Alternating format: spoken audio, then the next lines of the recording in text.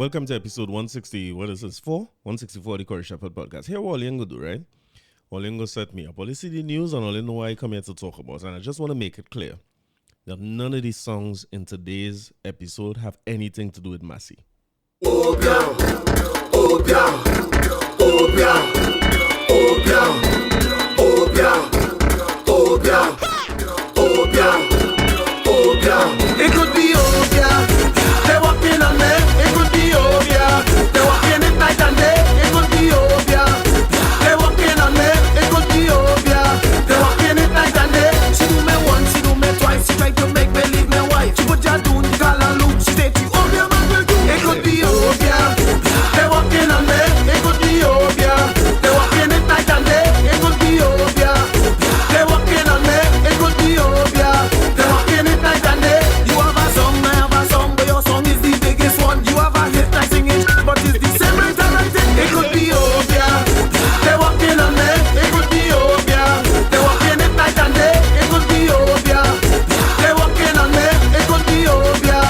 They're walking it night and day. I work so hard to buy me car. I say, well, hope don't come later. I drive to work, this have to hurt. You know, the next to the bus control. It could be oh, bien. Listen, as soon as I play this song, the place get warm. Olingo set me up here, you know. You see, I was done afraid letter and thing already, but if you see what afraid more than letter, and that's the voice of the great Pelf, we must never forget. And Pelf is one of the greatest of all time in the fetting era in the early thousands. Pelf is one of the legends, right? We must never forget. Always remember, as I play that song, the place started to get warmer on there. I know if the engine working or what. Welcome to episode 164 of the Corey Shepherd podcast. How's the weekend? All is well. I used to ask about weekend and thing, right? But I really had to start to ask about people week now because this is let me make a deal, right? At some point in this life, I'm going back to a Tuesday release. I prefer the Tuesday. Well, let's tell me what I prefer to know. I prefer the Tuesday where we get ahead of the news cycle on the week. I get enough time to digest what happened in the next week and then I could record. But of course, circumstances not allowing me to record on a Tuesday or Monday or Sunday as I would usually record. So we taking it when we get. I promise you, I'm not going to keep all in a position going into next year where you'll be reminding me about the episode and them kind of thing. Because now, Monday falling on a Friday, we're blaming everything on Obia this episode. And in this episode, I have a good selection of music for you, all built around Obia.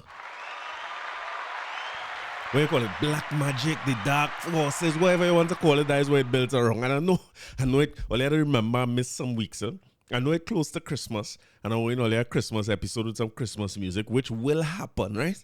But right now, we have serious matters to do. But how was the weekend? I went out the weekend and I dressed up nice. Well, I was made to dress up nice. Let me change that, right? Because I put on a normal jersey. As a matter of fact, upon the jersey, I have one now. And a little hoodie because no Napa cold. Napa is be cold. At that time, we went Napa to see Mary could dance. And we didn't make it to the end of the show, you know, because it was so cold. Up to now, I don't know how Mary could dance ends because it was so cold up in Napa. I guess they had now built Napa them time too. And we had to leave eventually. We said, boy, we ain't going to make it in this place. It was just too cold. So I make sure I walk well prepared, you know what I mean? I had everything in place and my little jersey and my hoodie and everything. People send me back inside this and I see how people dress up. I ain't all feeling bad. So I changed my clothes. I dress up nice. I put on a little shirt and pants, you know what I mean? Wait on it. If you're watching on YouTube, pretend that never happened, right? I put on my little shirt and pants and thing. And I went to take in Etienne Charles. Great Etienne Charles. Down in Napa. We was earlier than we were last time, I'll admit that, but boy, it's still a little too late because by the time we got there, Etienne was on stage, probably playing the first song. It wasn't too late. But it was really always good seeing Etienne Charles. And I mean, if you know me, Jorge Glem is a legend to me, a hero to me. When I see Jorge Glem play, it's something else, and I will never miss the opportunity to see him once he in Trinidad. And funny enough, this was not, he came in his quartet, but this was not the most I see Jorge play. When he was, I mean, he played with every song that the group played. That was with Etienne and his quartet. But he didn't do as much soloing, and he wasn't as usually he's solo a lot in the songs, and he didn't get to see the fast hands at work as much as you typically would. But it was a great show nonetheless. Etienne put on a great show. Etienne play trumpet, He played bongos. He played a djembe. He played the piano. Legendary. But what I did not know was what I was in store for in the second half of the show, right? Because I really watched the flyer and it said Etienne Charles alongside Chucho Valdez. Now, because of my uncultured, uninformed self, I didn't really know who Chucho Valdez was, but we were in for a great show with Chucho Valdez. But that wasn't before we saw the great Vonnet Bigfoot. Great Vonnet came out and sang some of the local classics, right? The local Christmas type songs. Like I know she did Kitchener's Christmas. When I get a Christmas episode, I'll play it, right? Kitchener have a few Christmas songs that are really very, very big.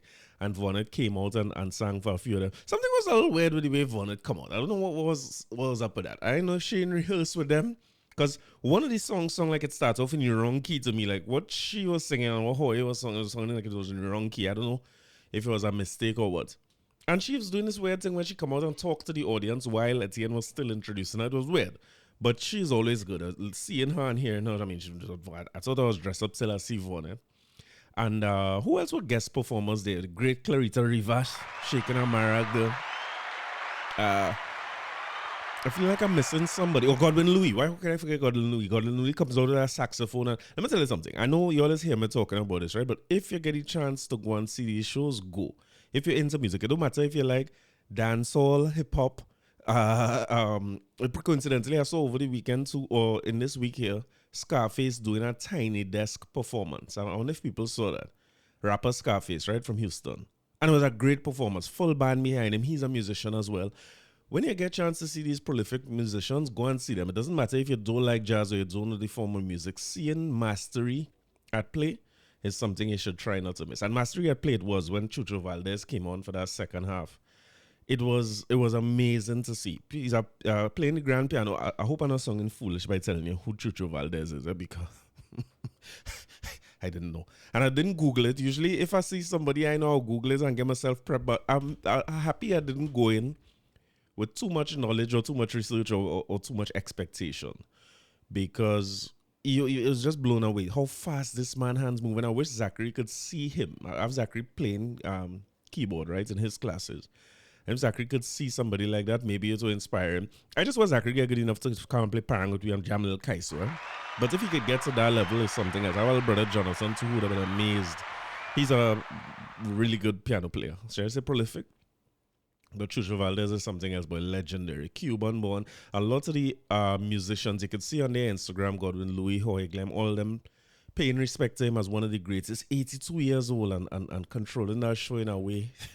Amazing to see. His English is so great either. He talking to me in English, but boy, when he hit them keys, is something else to see. And I think I just salute Hadco too. Hadco put on a great show. Well, overall, they had Napa buzzing with Etienne and his band and Chucho and his band. I mean, Chucho bass man and congas man. I don't know how these men handle lightning fast. So, but after the show, they had a reception. I guess you could have paid for $400 tickets or $800 tickets. So we went to the reception after. I drank about 25 Angostura Swizzle. If you see Angostura Swizzle, I drank inside there, you know what I mean? Angostura was there. They had a whole long... I mean... Napa forecourt or the foyer or whatever it is, that is not the best place to do that kind of thing. I guess I don't know how much of that they consider in the design of the place, but they had to get a way for the $400 people to pass out without eating all their food for free. And it was a little choke up. The lines was too long. They had a lot of booths. I know they had Häagen-Dazs. Well, when I think about it, no, this is Hadco, so they had a Häagen-Dazs thing. They got some cookies and some ice cream and them thing. They had food catered. The food was really good. As I said, they had Angostura, they had some Prosecco. So, you know, it was a nice little vibe. I saw great Kenneth Atwell from B-Mobile. We're going to take some pictures and things. And amongst our partner from primary school days, one day I will give you a story about a fellow named David Constant, right? But if you know him, salute the great David Constant. I see down there. Like in a 5 and taking in the show. So it was good. It was good overall, including the reception or the little food part after the all-inclusive part. They just needed a bigger space for that. It's a pity. You can't really predict the weather where you're going to do it out in the yard or somewhere with a little more leg room, with the line in forever to get the food and them things. But again, salute to Hadco. Hadco is changing. Can I put it like that? Like, I mean, that's one of the bigger conglomerates in the country, right? The 1%, the people I like, right? But you could see where they're branching off into different areas. I know they had, is it the Wildfall Trust where they took over a hotel and they run that now? And then they're doing these Hadco Experiences. So I'm wondering if we could look forward to more shows like this from Hadco, where you have a different type of entertainment. What I will call old people, let me call it grown folks entertainment. You know what I mean? Where we could go and sit down and enjoy a night rather than pay the same 800 and go and fete and try to eat a whole set of crab stuffed dumpling till your belly full. You know what I mean? Different kind of entertainment, and I enjoyed. I was also supposed to go to CTS graduation, right? I'm going to say this one time too, because not graduation, the staff party. I didn't make. I'm trying to do better at that. So the only resolution, and think 2024, one of the things I want to do different is I want to be more involved in the things that the schools do. Because as a man, I like to show up and lecture. So the schools always inviting me to things, training, this, that, which is all for my betterment and development. But I always be like, I ain't coming nowhere. I ain't coming to mix and mingle. And one of those things is CTS Christmas party. They've been inviting me to this Christmas party. I lecture must be more than 10 years now. And they always telling me come through and never went. And it make me realize too that I never went a single graduation for any of these schools. You know what I mean? That is in poor form, right? I think it would be nice. Let me go back to my days as a student. It would be nice for me, and it probably was, when I saw my lecturers in the grad. You know what I mean? You see a lecturer in the grad and you get to take a picture with your lecturer in them and their gong and you in your gong and them kind of thing.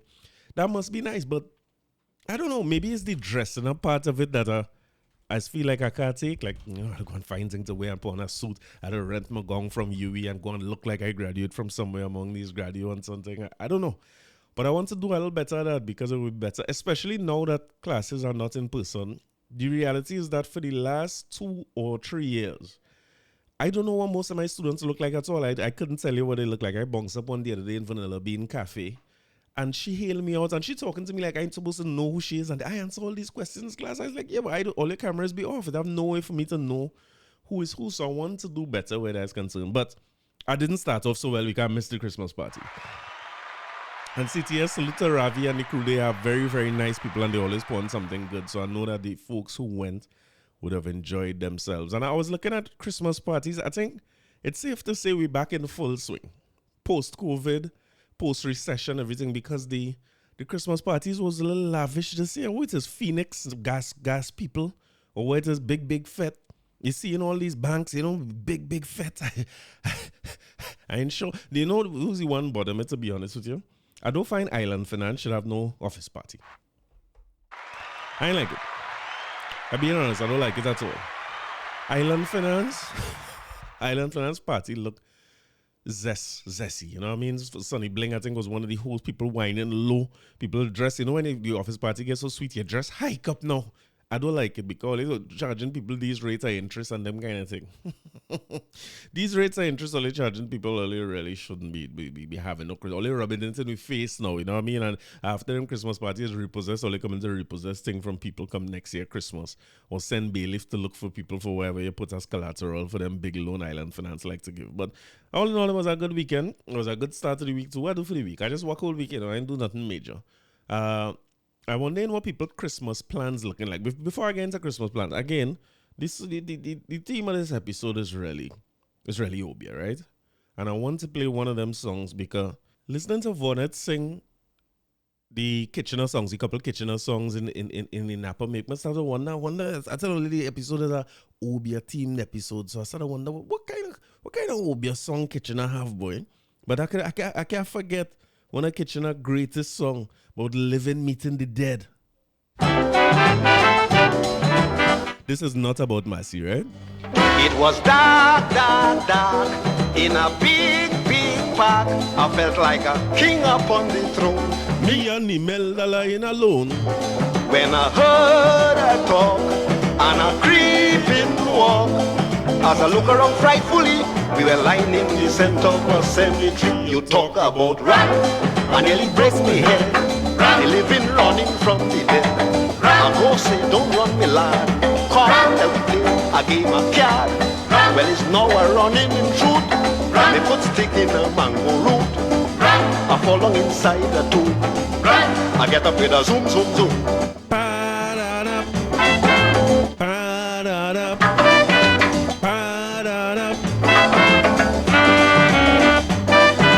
what had me sad and really mad. I was just about to start a little romance with me sweetheart. I kissed her twice, just feeling nice, when a voice said, Mister, you brave to be bringing your girlfriend on top me grave. You talk about run, and nearly bust me head. The living running from the dead. I go say, don't run me lad, come let me play a game of card. Well, it's now a running in truth. Me foot stick in a mango root. I fall along inside that too. I get up with a zoom, zoom, zoom.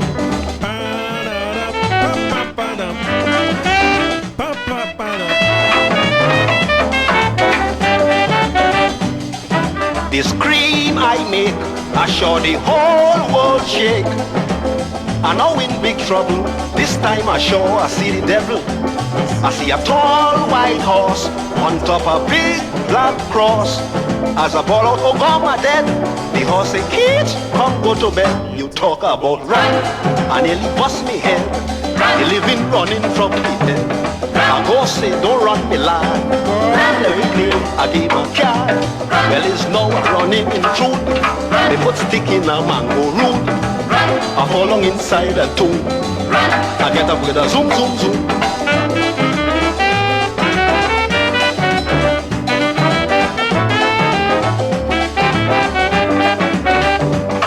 As I reach the street, a tall gentleman I meet. I was feeling so happy to tell him my fright in the cemetery. He said, I can understand, you're a wild young man, but still you not to be blamed. When I was alive, I was just the same. You talk about run, and nearly bust me head. The living running from the dead. I go say, don't run me lad. Come, let me play a game of card. Well, it's now a running in truth. The foot stick in a mango root. I fall along inside a tomb. I get up with a zoom, zoom, zoom.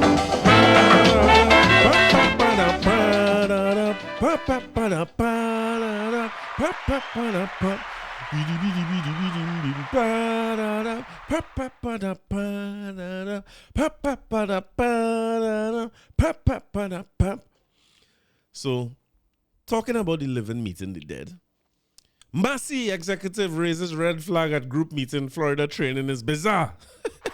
Again, none of these songs I'm not. Nobody ain't gonna put my name and bun noting and put my name in an envelope with parchment paper and old pigeon blood and 2 pig foot. You ain't gonna do me none of them things. But from The Guardian, written by Anthony Wilson, not me, great Anthony Wilson, business desk Anthony Wilson, right? A Massy Holdings executive vice president used the group's 100th annual meeting yesterday to raise issues about the company's spending of scarce foreign exchange on an executive management program in Fort Myers, Florida, that involves bizarre rituals and highly dubious activities, right? 100-year anniversary. Listen, how you get a company to be 100 years old? Anyway, Angelique Pariseau Potter, I hope I pronounced that right, is the executive vice president of business integrity and general counsel at Massy Holdings. When Massy chairman Robert Riley opened the floor to questions at Hilton Trinidad annual meeting, Pariseau Potter was the first in line to raise issues. No, think of this, right? For those who work corporate and them kind of thing, only understand what it is like to be at VP level in one of those AGMs. AGM is a big deal for a company, especially a publicly listed company. Maybe only member type companies or a public listed company will have an AGM in the first place.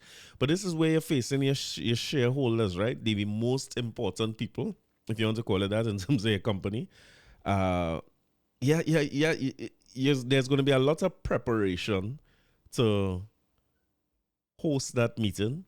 It's going to be orchestrated and rehearsed, what people say, when they say it, who talk next, and what who going to say, and who introduce who, and how we going to put across this issue. You know, we had this major issue where revenue went down last year. Okay, how are we going to word this? How are we going to phrase this? There is a lot of work that is going to go into that. Nobody going to take that lightly, right? So, with all that done, Miss Pariseau Potter would have been in those meetings, setting up for the day. You know what I mean? Typically at VP level, you had to send this report to the board. You need this by this time. This person had to speak. You had to make sure. She would have been key in organizing this thing. And then when they open the floor, is Miss PP herself coming to raise issues.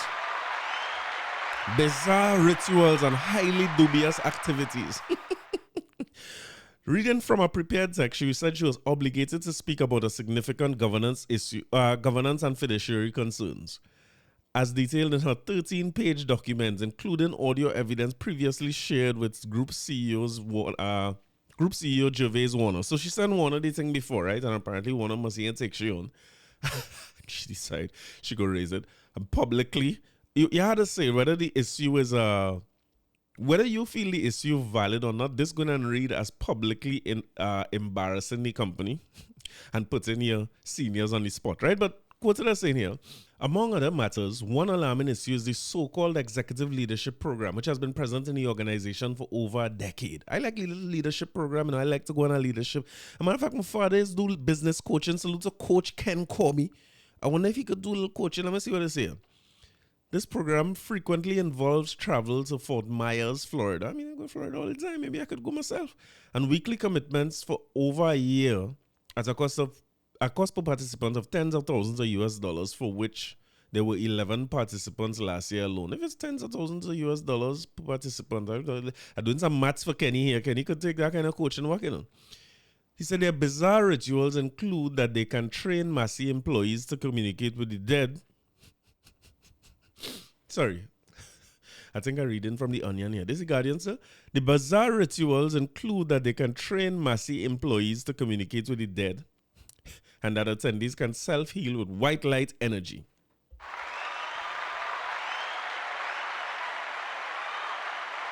I want all you to know that I was mature enough not to say anything about Patrice Roberts and Ricardo during this situation. It was there, and I didn't say it, right? All you need to give me credit for that, right? But you could train us to communicate with the dead, and that people could self-heal with white light energy. I don't know what neither of them thing mean really, and I don't know what it's communicate. Wait, is a seance? It's still them kind of thing. It's still a seance. I'm not understanding. This is a training. They said this is a matter. She went on to say this is a matter of grave concern to shareholders because the couple leading this program appear to exert disproportionate influence over the executive team. Only remember when they were saying this about Manning and what was Manning lady name again, boy? I think in Yosina Gonzalez. But yeah, I remember how much Sprangalang used to make joke over Yosina Gonzalez. Yosina Gonzalez used to be mad in the radio station in Power 102 when Sprangalang making joke out to the woman, Sprangalang mocking the woman accent and thing. He said the Meng and the woman. But Pena is the lady name, right? Juliana Pena, who they say used to travel with Manning, and that was his spiritual advisor, and apparently she's the one telling him call the early election and all them kind of thing. Is that the situation here, Miss PP? Is that what going on in Massy? Is it that one of them guided by the spiritual advisor, they have a disproportionate level of control? Okay, let me hear what else she say.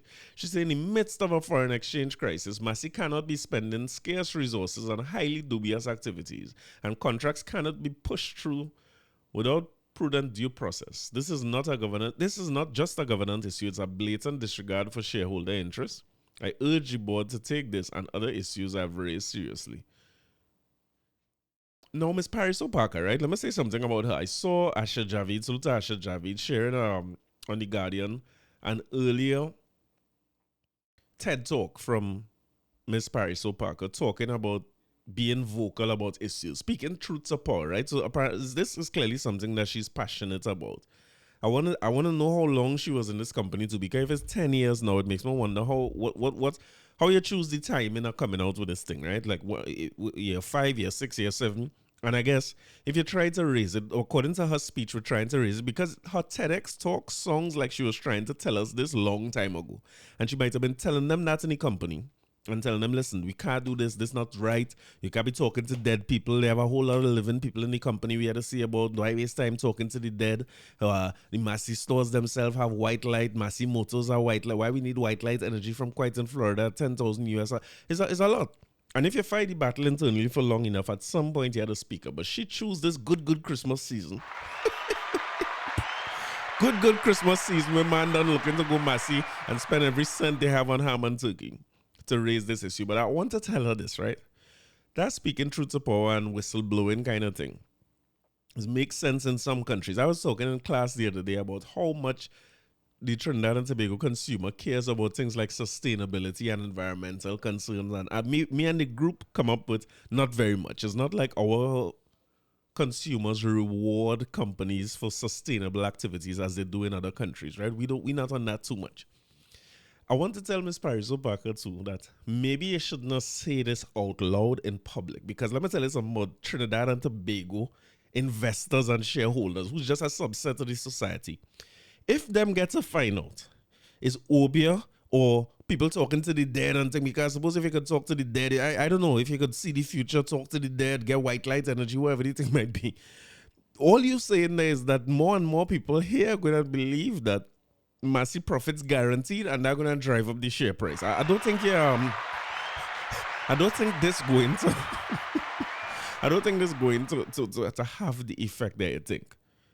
Anyway, in a response to a WhatsApp question from Guardian Media after the meeting, Pariso Parker said she had no option but to raise the issue with the shareholders of the company because she had raised these matters internally with no resolution forthcoming. She also expressed doubts about the Massy board. She also expressed doubt that the Massy board had received her 13-page letter. In other words, somebody put a stop to that. Somebody who good like the little talking to the dead and saying, "What the hell I sending that letter for? If I go in Florida every year, 10,000 a pop. They put me in a nice hotel and let me stay. And I get to talk to my old great grand and them. What the hell you sending a letter for to stop that?" Responding to the group executive vice president, Riley said her letter was being taken very seriously as it was being reviewed and investigated. Riley said he hoped those issues could be resolved.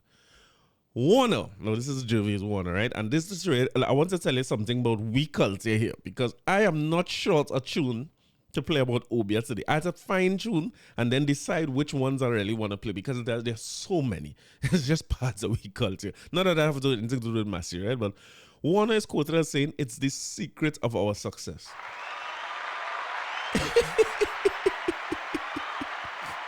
Only what Pelford's talking about. All they say is secrets of our success. Speaking with Guardian Media in interviews after the annual general meeting, Warner, the Massy Holdings president and CEO, said the Port of Spain-based group spent between $500,000 US and $1 million a year on executive leadership training in Fort Myers, Florida.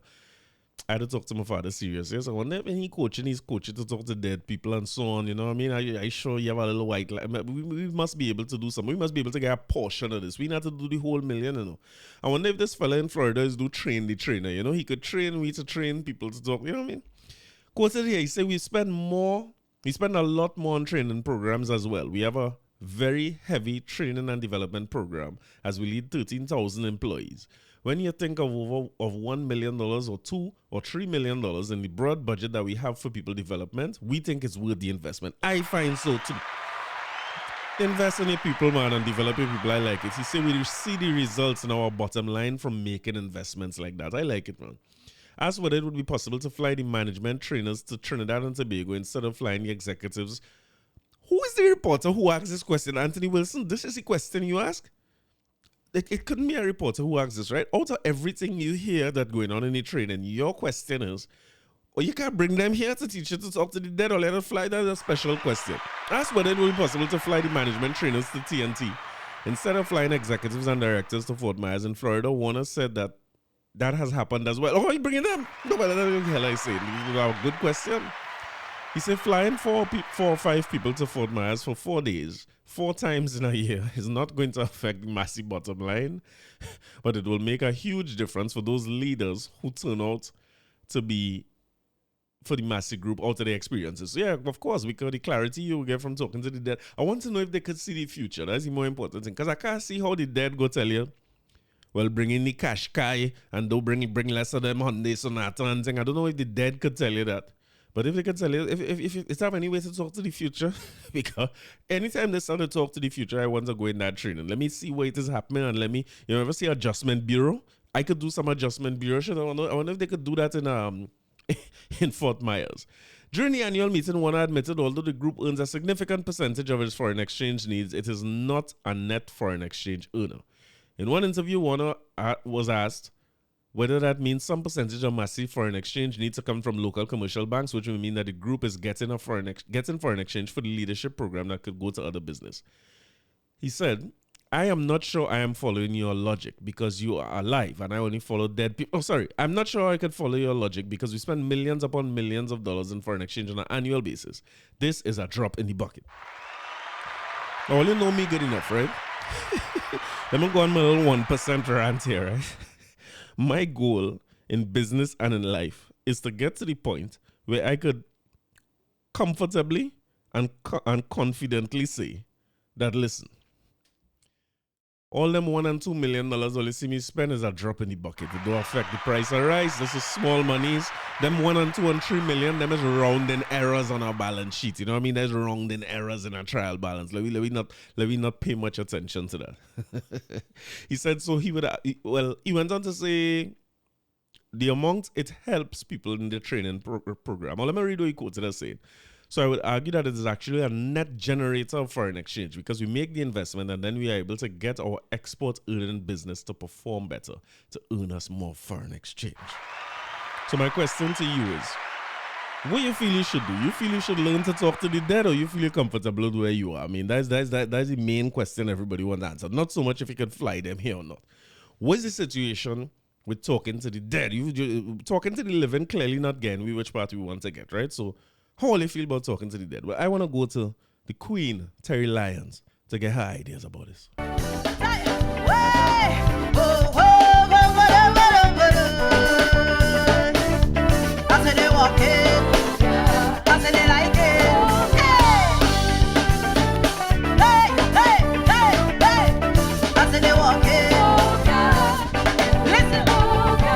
Granny say, girl, you have to guard your life. Some people out there, them is really nice. As soon as they get little success, they smiling with you, but inside they really vex. So you have to protect yourself and be covered, cause your happiness to them is a bother. So they cock in the air, say your business, yes. So they know how much motion it is. They walk in, watch them. Some of them India's people in, don't trust them. In life you're getting too easy, opportunities and making good money. So instead of working hard for their own bread, they rather use to be a and get your life instead. Cause they walk in, watch them. Some of them India's people in, don't trust them. Look, stop it. Hey, cause they walk in, they walk in. I tell you the Obia thing is coincidence, you know, but other article come out and saying, it's by Joel Julian and Rhea Tate. That is where you call for reinforcement, Joel. Don't write no article by yourself. You understand? When you write about these kind of things, you have to call for backup, right? Massy initiates disciplinary process against executive VP. It didn't take no time, you know. One time. Massy Holdings board of directors yesterday said it's appalled at the behavior of its general counsel and executive vice president of business integrity, or use business integrity too. Yeah, all right to say that. Angelique Potter, during the company's annual general meeting, and as such has initiated a disciplinary process to review her conduct and determine how it should be handled, responsively yet decisively. In other words, quick. They don't want to waste no time. And while the board categorically denied the accusations made by Ms. Pariso Parker about the employees being trained to communicate with the dead and self-heal with white light energy, describing them as patently untrue and scandalous, it is said that it has launched an independent probe to look into each of her allegations. So they're gonna look into it, right, and find out if there's a case or not. But I just want to tell everybody that there may be an opening soon for Vice President of Business Integrity at Massy, right? So in case you don't sharpen up all your resume, I know the kind of people who listen to this thing, always looking for always looking for. And you know, the thing is, in companies like these, right, it's a profit-making entity. Men are here, it's not a charity, it's not an NGO, you know what I mean? So if you could go in there as the integrity VP, all you have to do is tell them they could get us for half the price and in local currency, right, in Maruga. You want to talk to the dead, you want to go so far, you go Chatham, you could go Maruga, you could go Laissez-Faire. You could go we place name in Tobago again, which part Rowley tell Manning about some of the Lekoto, you could head Lekoto. You could do this for half the price and pay local currency, you know, to pay no 6.8 or nothing like that. No, I want to guide you to Massy's vision. right? And remember that Massy's are big. Massy's when you talking 1%, Massy, and then we talking about biggest companies in the country. You know what I mean? I want to read for you the purpose, the vision, and the values, and tell me if the training with white light and thing is not aligned with all this. Right? They say our purpose. We are a group that is inspired by a purpose. The purpose is to be a force for good. A force for good, creating value and transforming life. You know what I mean? Transforming life. You understand? Bring them back. The purpose defines who we are and how we work. This purpose underscores our decision making and fuels success, resulting in a positive impact on our people, our customers, the communities in which we operate, and the environment. Our vision: to be a global force for good. Right? An investment holding company with a Caribbean heart. The Massy Group is committed to leading the way for positive change in our region. I say so. And then the values. The Massy Group is proud of our reputation as a values-driven business, and we take seriously our responsibility to protect this heritage. Our 5 core values direct the way we do business and inform the way in which we work. And their values are honesty and integrity, responsibility, collaboration with those dead or alive. No, just collaboration, growth and continuous improvement, continuous, and love and care. I like it, man. I like it. I'm in full support of Massy Group. I like what they're doing. You see, part of the thing is this, right? And I'm not talking for or against anything like this, right? Let me quote one here and say again. He said, we think a part of our secret at Massy is that we are willing to do this kind of work as leaders. It is the kind of work we have done that allows us to have the results the company shows. This is because culture eats strategy for breakfast, said Warner, adding that building the connection and trust with other leaders, past and present, employees, customers, and communities is a big part of Massy's success. So to me, and let me just give you his description of what it is happening, right? Because she says communicating with the dead and white light energy and them kind of thing. He said many of our group's leaders and some board members have attended the program. It is deep work to have us go in and understand where some of our automatic reactions as people come from. He said, adding that he brought the company to Massy's attention, and he had experience with it before he joined the Port of Spain-based group. He said, typically there are things that have happened to us in our past that are triggers, and our minds run these reactions all the time. When we can slow down and put the automatic mindful trigger to the background, and we have access to the best version of ourselves, we can, the best version of ourselves we call our center, spirit, or soul. You find that who we are, who we can show up and be with one another. If I could read it a bit better, you find that how you can show up and be with one another comes from a very different place. So you're basically saying it's deep spiritual work, right? Now, this is stuff that typically people don't want to discuss necessarily. There's things that people don't want to talk about and them kind of thing. And like I talk about going to therapy and things sometimes. Now, I'm not saying that in therapy they ever ask me to communicate with the dead and they say this one, but when he said deep spiritual work, right, they have therapy sessions where they go ask you to go back to things in your past. Most of the times I go back to things in the past, the people are alive still, thank God. And if you had to discuss people who pass away, like your issues, your grandmother passed away, you're missing your grandmother, you can talk about those issues. Nobody ever come and tell me, well, let me talk to Sheena, and then they start to pull that thing and they light 2 candles. I don't really like that because I rather close one eye and believe. But I don't have one eye closed. Right? But if you have one eye, I rather not go into it. But I could understand why people would go into it. And if I agree with him, where if you are your best spiritual self, you could show up better in any space you're working in and work better and probably drive success in general in your life, in your business, and your work and whatever. Right?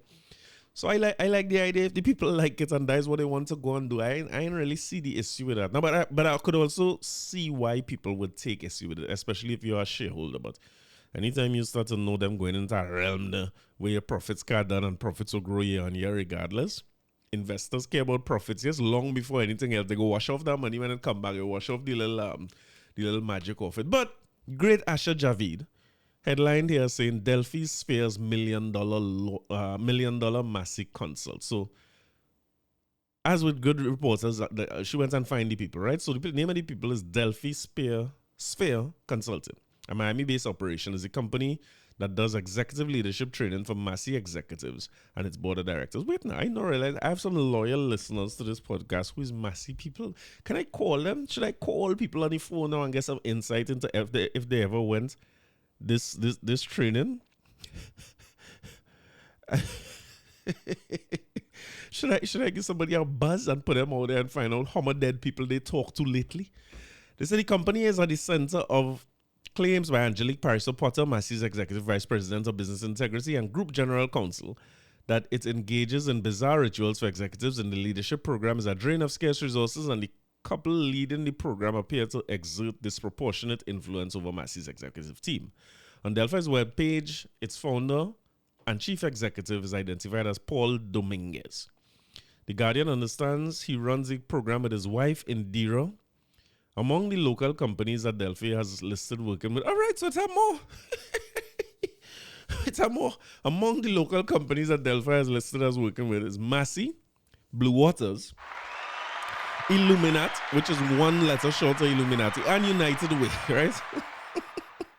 Massy's president and group CEO, Gervais Warner, said he introduced Delphi to Massy as he had an experience with it before he joined the conglomerate. And then one of them first doing ayahuasca and thing. Well, let's follow that, you know what I mean? What if that's part of the experience? Of the companies listed on Delphi website, Warner is linked to 4 of them. He's a former employee at McKinsey and Company, Massy, Illuminat, now rebranded as Massy Technologies, and United Way, where he serves as director. Okay, so you shopping these people around. When contacted yesterday, Dominguez hung up. Damn right. Man busy talking to dead because you call him man living. Why you don't get a dead reporter to call him?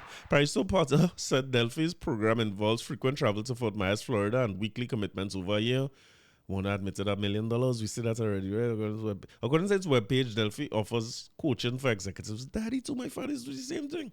Tailored executive coaching, the executive program, you developing your gifts and your purpose and building a high-performance team, and coaching for entrepreneurs, vision to results, and manager training.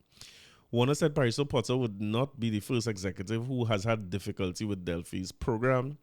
We think a part of our secret at Massy is that we are willing to do this kind of work as leaders. It is the kind of work that, all right, we say all this already, right? So this from the Guardian. So they find the people, the man hang up the phone. I find you right to hang up the phone. How do you got a living reporter to call the man? You know what I mean? I find it's an insult. It's an insult to Delphi. You know what I mean?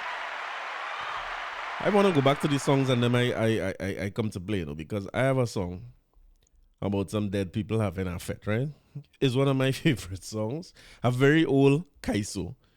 I wonder if to tell Ole, I didn't bother to ask Ole if Ole know it or not, right?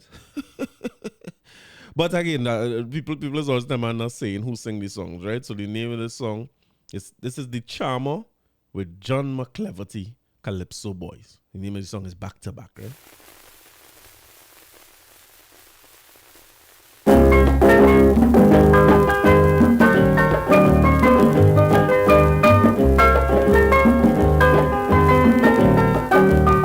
Oh, was a Jumbi Jamboree took place in a New York cemetery. Was a Jumbi Jamboree took place in Woodlawn Cemetery. Jumbies from all parts of the island. Some of them are great Calypsonian. Since the season was carnival, they got together in Bacchanal and they singing back to back, belly to belly. I don't care a damn, I done that already. Back to back, belly to belly was a Jumbi Jamboree. I hear the chorus, back to back, belly to belly. I don't care a damn, I done that already. Back to back, belly to belly was a Jumbi Jamboree.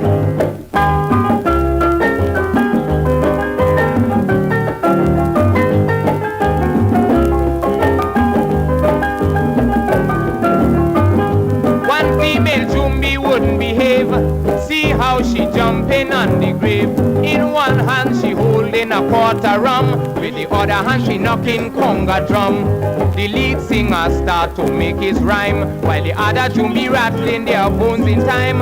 One bystander had this to say: it was a thrill to see the Jumbi break away. And what they singing? Back to back, belly to belly. I don't care a damn, I done dead already.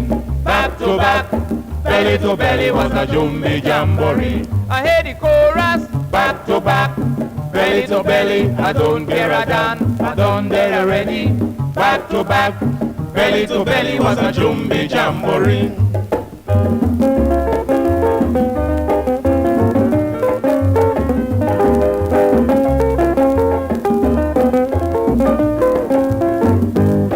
Left and right things getting sweet.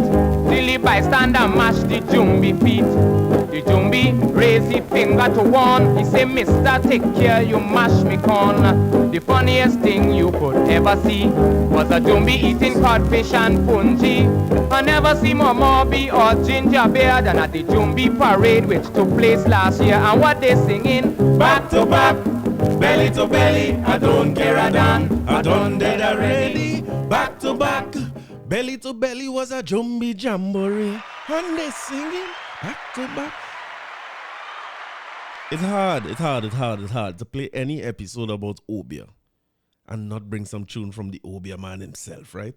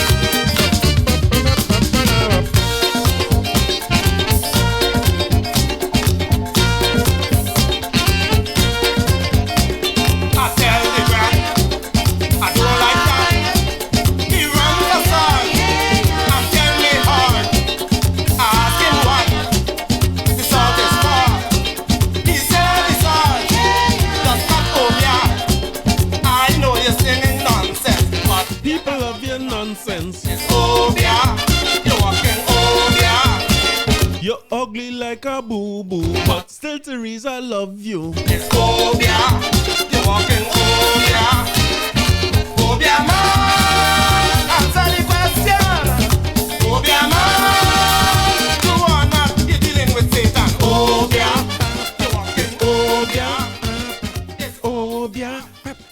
drinking Obia. Like, it would take some Obia for me to get my package and them from Aeropost. What skybox people always use? You know how long I'm trying to avoid talking about this because I don't want to waste on no one company over no next one, but I need skybox recommendations. Aeropost is overdoing it. I see the article in the papers now and all to say that is customs, right? So this from Akasamaru. Salute to my guy Akasamaru. Courier companies hit by major delays blame the customs division. It's Trinidad, I don't know. Nobody does say, everybody say blame somebody else. Some courier companies are genuinely worried about some of their customers, even those who heeded their warning and ordered their gifts online early, will be empty-handed come the 25th of December on Christmas Day. This is after some companies told Guardian Media yesterday that they are currently witnessing an unprecedented backlog at ports of entry, mainly the cargo warehouse at Swissport Compound in Piaco, and they are blaming the delays on officers of the Customs and Excise Division. Wait, now, as we're talking customs and things, I hear teachers get it back pay, like I ain't sharing in that, though. Like nothing forthcoming. The owner of one company who asked for anonymity for fear of victimization from customs officers said, it's phenomenal this year. We have over 30 shipments backed up. I've done everything I can do from Miami. I've spent close to 15,000 to 20,000 US weekly. Well, maybe you're sending people on training in Miami and to have people working around the clock to get people's packages in on time. I've even engaged shippers coming to Trinidad instead of just dealing with the Caribbean Airlines and Amerijet to ensure packages reach in time for our customers. The company said the customers being affected are not last-minute shoppers, but rather those who heeded the annual industry recommendations to ensure all online purchases are done before December 8th, so that there's enough time for packages to arrive in Miami Skybox address and then to this country. I want to tell you that the packages I'm waiting on is Black Friday packages, not even December 8th. This is stuff I order from Black Friday. Well, people order from since Black Friday and Holy Monday. What did they after Black Friday name? Cyber Monday.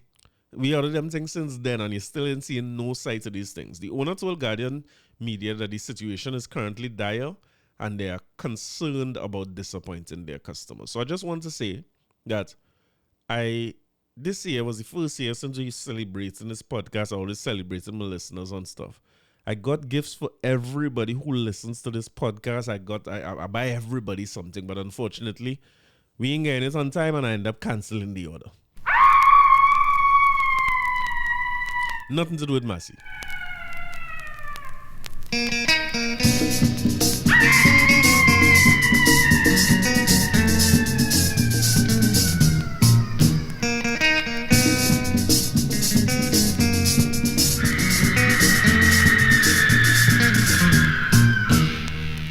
Obia, I hear the rumors in town. They say Obia going wrong. Obia, they have people catching fits from Georgetown right up to St. Kitts. They have all color candles, all kind of bottles with all kind of smell, and they have a lotion they claim. Yes. Extract of donkey brain. Yes. One drop of that and you put in one pig to shame. So if your brand new motor car gets scratched, send for the Obia man. You set 12 bag and not one hatch, send for the Obia man. If all your packaging customs, Send for the Obia man. and Christmas come you can't get none. Send for the Obia man. And if you're feeling sick, Obia. And your blood too thick, Obia. And your girlfriend bell, Obia. Putting you like hell, Obia.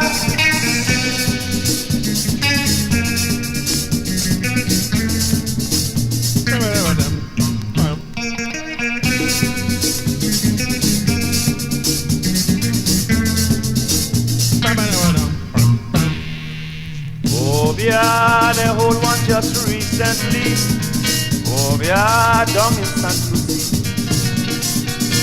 He had spider brains and cobo beak, crab oil and manicoot. He tell the policeman Cyril, my power is evil, I can prophesy. The police they hold your tail. What? You ain't getting no bail. What? From now on you will have to prophesy from the jail. So if your brand new motor car gets scratched, send for the Obia man. You set 12 egg and not one hatch, send for the Obia man. If you're unlucky from the day you're born, send for the Obia man. Once a fortnight you're getting horn. Send for the Obia man. And if you're feeling sick, Obia. and your blood too thick, Obia, and your girlfriend bell, Obia. horning you like hell. Obia.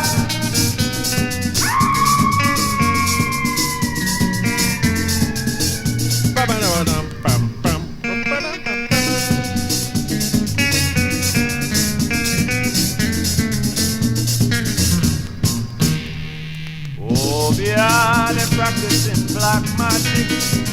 Obia, cure you when you sick. Obia, they say if they concentrate, they could make a put straight. They can make a religion outsmart a Babylon. That one I doubt. And if you find yourself getting fat, hope you can fix up that. They put in a gallon of Epsom salt in your back. So your brand new motor car gets scratched. Send for the Obia man. You set 12 eggs, not one hatch. Send for the Obia man. And if you find that your share price dropping, Send for the Obia man. and if people want local shopping, Send for the Obia man. And if you're feeling sick, Obia. and your blood too thick, Obia. and your girlfriend bell, Obia. holding you like hell. Obia. Obia.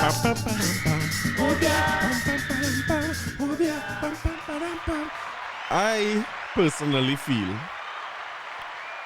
the idea is to get we to stop spending foreign exchange unless you're going to talk to the dead, right? The foreign exchange bill in this country is too high. And one of the ways that the government is responding to these things is to protect local industries and make sure that we're not demanding foreign dollars as much, right? Now, the demand for foreign products not changing. All the way ordering things online, you want more and more goods from abroad. You want Netflix, your HBO, your Disney Plus, all the money flowing out of the country. So it's a part of arresting the outflow of foreign exchange and forcing people to shop locally. Like there's a lady in the office by us. We had Secret Santa last week. She ordered her thing long before. And then when time for Secret Santa, she empty-handed. So she had to go and buy a gift for the person the day before. So it forced a local purchase. Just multiply that by how much of 100,000 people in the workforce. And you will start to see all who are children who order this and that for the child they can't get, who ashamed to shop by somebody without a gift, or who order dress to wear. You know what I mean? Stacey was talking about dress she ordered to wear to Christmas dinner. You can't get that again. You know what I mean? So you have to buy something locally.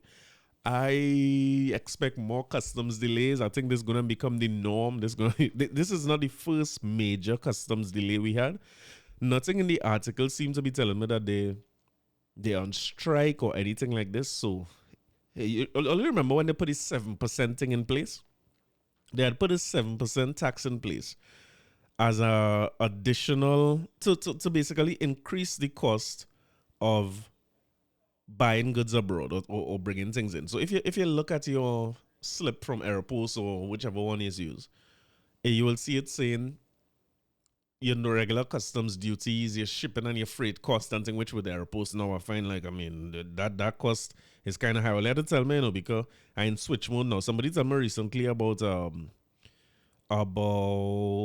C-Box. I'm willing to give them a try, sign up for an account, because if you're ordering bigger things that very heavy especially, it will take much longer to bring it by sea, but it's much, much cheaper, both in terms of the shipping cost and how much it is to clear it. Apparently, the seaports must have a lower duties rate. I don't know. But if you read through all of them, at the end, you will see a 7% tax. Remember that your duties and your VAT is calculated on the total cost of the item landed in Trinidad. So it's the cost of the item plus your freight and all the cost the freight people add onto it, including insurance, everything. And then they add the 20% duties and whatever.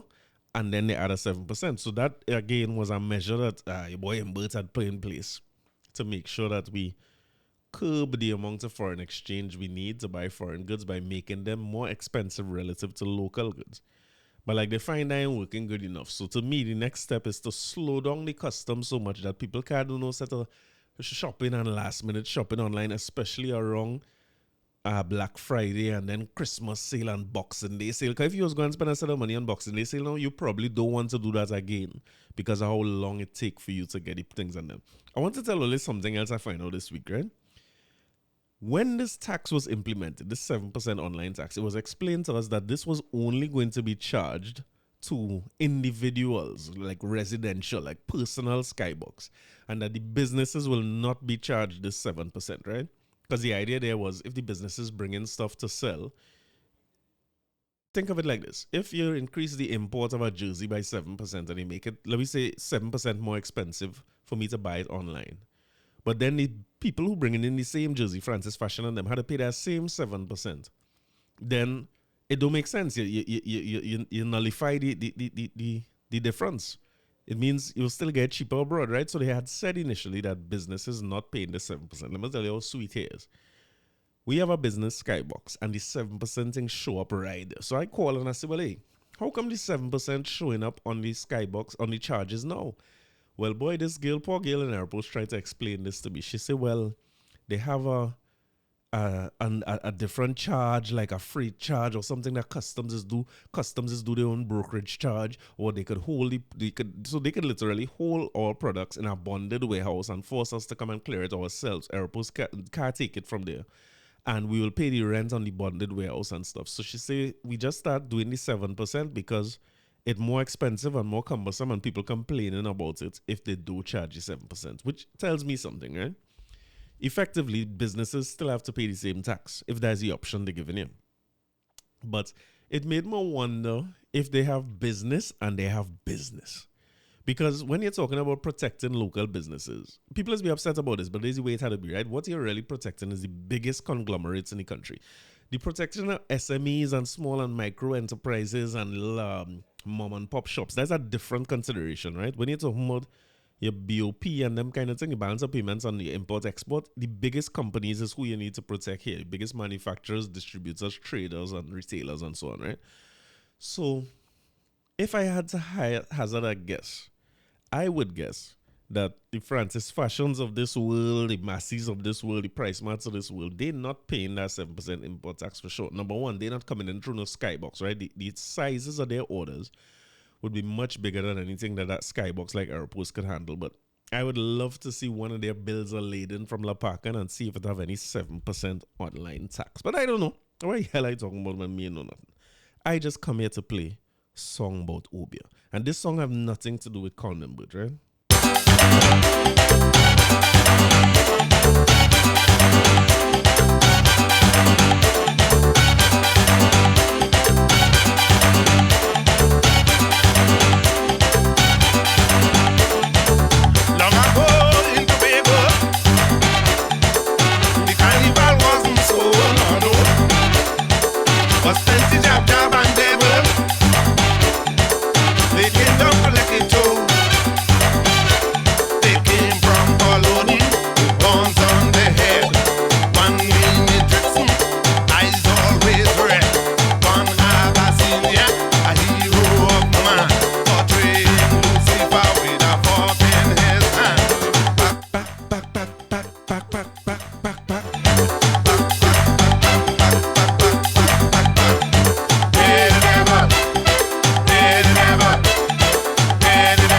You want your packages?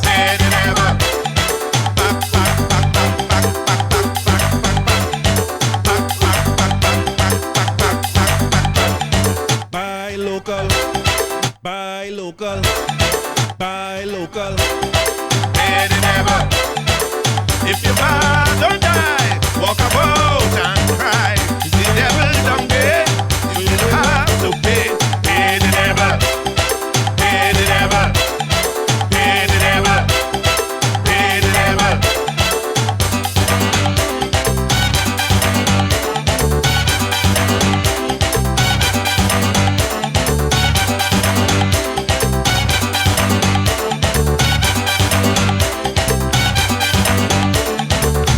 Mama, hear a rumble.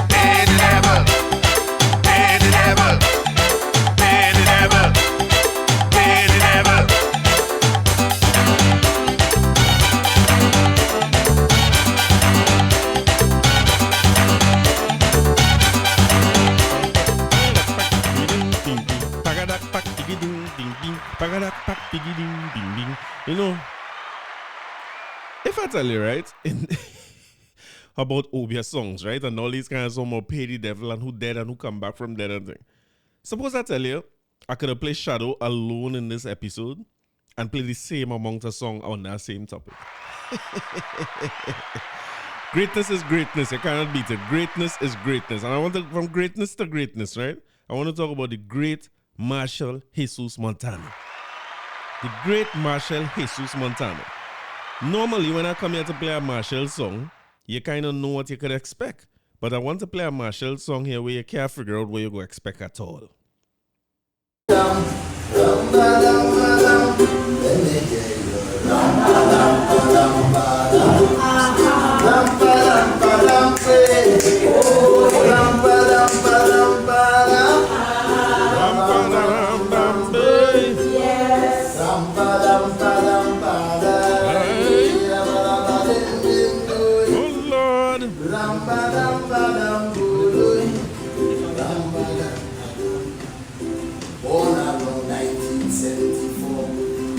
My mother in Calypso, yeah, to be so much more.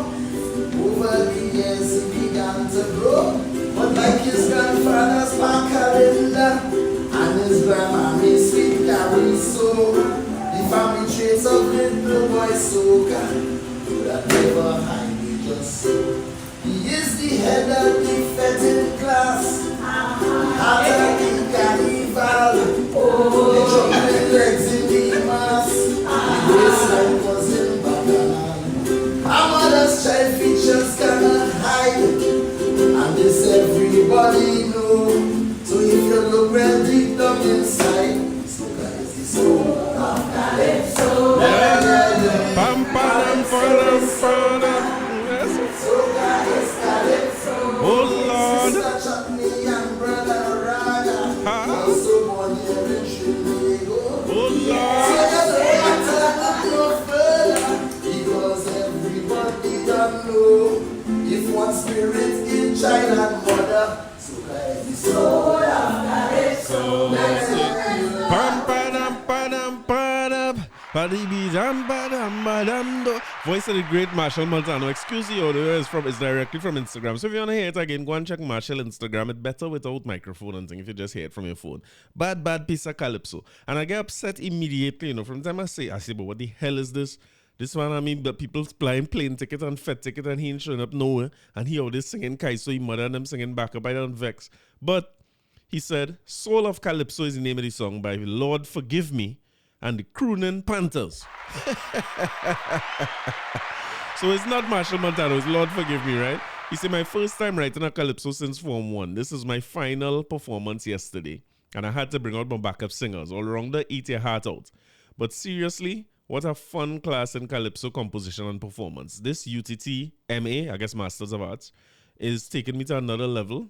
Somebody say Kaiso. Enough thanks to the Croonin' Panthers. His mother, Cheryl Dobson and Pamela Townsend. So that's Machel.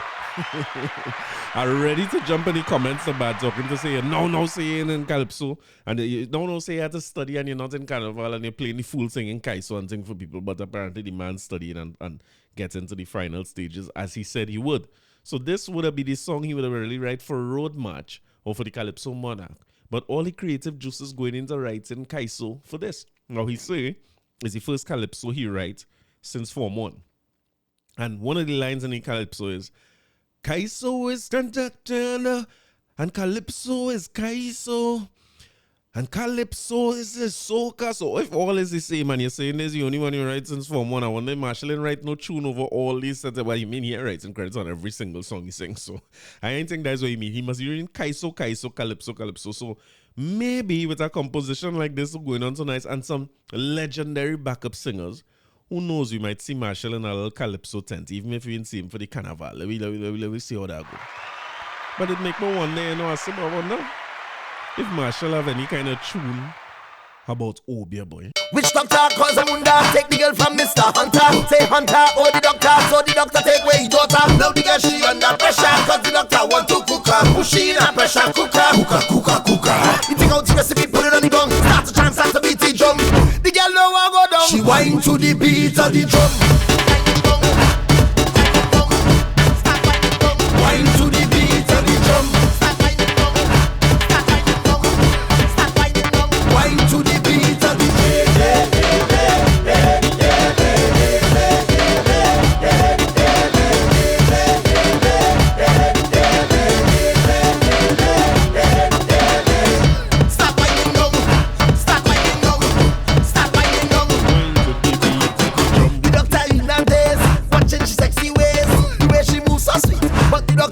to eat. So the girl she under pressure, cause the doctor want to cook her. Push she in a pressure cooker. He pick up the recipe from the gum. Start to chant, start to beat the drum. The girl don't want go down. She whine to the beat of the drum. Start whining down. Start whining down. Start whining down. Whine to the beat of the drum. Start whining down. Start whining down. Start whining down. Whine to the beat of the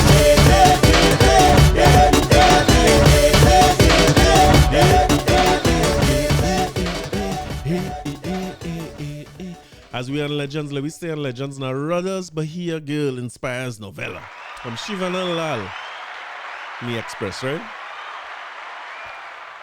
Like many around the world, Carolyn Ali has a deep love for David Rudder's hit calypso Bahia Girl, which prompted the retired teacher to publish her debut novella of the same name. Speaking via telephone with the telephone interview with the Express last Friday, Ali shared, "I was always fascinated by Rudder's Bahia Girl. I saw a documentary with David Rudder in Brazil and he was singing the song. I was amazed to see how Brazilians joined in singing the calypso with him with such vigor and verve. They really enjoyed it. I was seeing Bahia Girl through the eyes of another country." Ali said the next idea for a novella came from a Netflix series, Dolly Parton's Heartstrings, where stories were crafted from the lyrics of Parton's songs. Following this lead, she created her own story based on Rudder's Bahia Girl. As the author shared, the novella tells the story of pen pals Felicia of Brazil and Roger from Trinidad, whose great-grandparents communicated through letters in 1918. Now in 2020, Felicia and Roger communicate through emails. Also included in the novella is Ali's original calypso titled, So What You Want to Know, So You Want to Know What Love Is. Inspired from real life, while grounded in Rudder's song, the novella also contains events and memories from Ali's life. Ali was married to celebrated artist Ian Ali before his unfortunate death in 2007. Uncle Ian, as he was fondly called, was known as the co-host of the popular Chilean show Ricky Tiki. Remember? Who remember Uncle Ian? Oh, like the hills, you remember Uncle Ian. She explains that in the novella, Felicia goes to a hotel in Tobago to paint a mural. This, she says, occurred in real life when Uncle Ian was asked to do a mural at the Star Hotel, formerly called the Turtle Beach Hotel in Tobago. After his passing, the Ali family was told that the mural no longer existed at the hotel. However, last year when the family visited the hotel in Tobago, they were surprised to find the mural still there. Kozel is saying the mural, there was the mural, a beautiful painting showing the turtles coming up on the beach, the shrubbery and everything there. When I wrote the novella, that is the painting I described. High praises. Since the novella's released earlier this year, Ali shared that it has received praise from readers. I have a daughter in Minnesota and her friend, after reading it, they said the novella was Netflix worthy, said the author. We hope for that now. That would be nice. Imagine a Rudder story on Netflix, or Uncle Ian wife's story on Netflix. That would be something. She added this year, she was invited to read an excerpt of the novella at the Bocas Lit Festival and enjoyed the experience. Ali also revealed that a copy of the book was sent to David Rudder. In response, the Calypsonian sent her a picture of him holding the book. I was truly flattered. Rudder enjoyed reading it, she said. It's a family of creatives. The former teacher shared that she had spent much of her life writing, even during her days at the Mousikas Teachers College. Uncle Ian's talent for art also trickled down to the couple's 4 granddaughters, who are engaged in creative work at some level. In fact, Ali revealed that the front cover artwork was done by their daughter Tammy Ali Burrows. Painting by the late Uncle Ian. A painting by the late Uncle Ian can also be found on the back cover of the novella. Novella is available from paper-based at the Normandy Metropolitan Bookstore, Port of Spain, Rainy Days in Ellerslie Plaza, and on Amazon from the author. You can't beat that. That's not something I will bypass, right? That's something I will always feel good talking about and bring to the forefront so that we could do it. All you want, all the people who you ordered thing for and you didn't get it in time, right? And you still had to get them something for Christmas Day. Run down the road and get the girl from Bahia when any one of them bookstores, because you're going to have nothing to give people when Christmas Day come. I could stray from the theme a little bit. We could call this magic too, right? This song magical enough to fit in a Black Magic episode, right?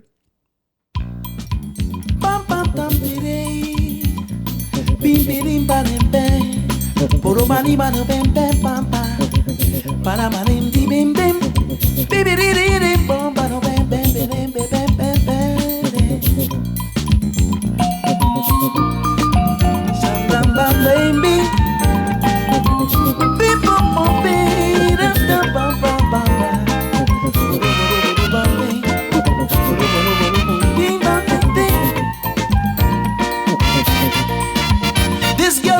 Bahia, staying in Maruga. This lady real lucky, she bounce up with sweet me. As a man with a plan, well I really didn't waste no time. I make up my mind tonight, this Brazilian is mine. As the music play, Lord, she started to sing to the soca beat. She put a samba swing, bing, bing, bing, bing, bing, bing, bing, bing, baby, di bamba, bing, bing, bing, bamba, bing, bing, bing, bing, bing, bing, baby, di bamba, bing, bang, bing, bing, bing, bing, bing, bing, bing, bing, bing, bing, bing, bing, baby, di bamba, bing, bing, bing, bing, baby, di bamba. Bim bim bim baby di bamba. Bim bim bim bim bim bim bele. Bim bim bim bele. Bim bim bim baby di bamba. Then she started tremble. She give me goose pimple. Soca in she samba, samba in she soca. I just take off my shirt, but so show she made Trini brands. The woman just put on a smile as she damn she samba dance. She had me in heaven, she had your boy in hell. What that woman do to me, I just couldn't tell. All I know is she ring me bell with this bim bim bim baby di bamba. Riggy diggy bing baby, diggy bang. Bim bim bim baby di bamba. Bing biddy bim baby, bim bim bim bele. Bim bim bim bele. Bim bim bim baby di bamba. Biddy bam biddy biddy bam. Bim bim bim baby di bamba. Biddy bamba bing bam bim bam. Bim bim bim baby di bamba. Biddy bing bam bim bam baby. Biddy bing bam baby. Bing bam bam bing bam biddy bamba. Bang baby bing bam bing bam bam bam baby. Biddy baby bing bam bing bam biddy bang bing bang bing bing bam bing bing bing bing bing.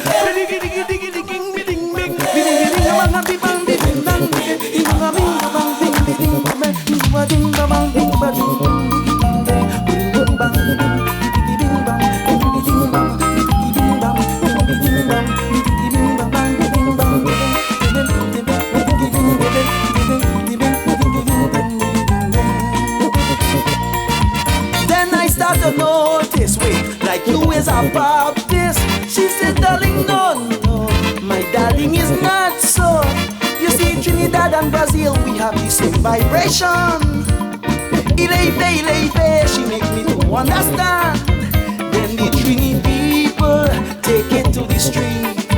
From Sando to Pala to Vie, chanting to the beat. The whole of town singing bim bim bim baby di bamba. Bidi bam bidi bam bidi bam bam. Bim bim bim baby di bamba. Bidi bidi bam bidi bam bidi bam bam. Bim bim bim bele. Bim bim bim bele. Bim bim bim baby di bamba. Bidi bidi bim bam bidi bam bam. Bim bim bim baby di bamba. Bidi bam bam bidi bam bidi bam bam. Bidi bam bam bidi bam bam.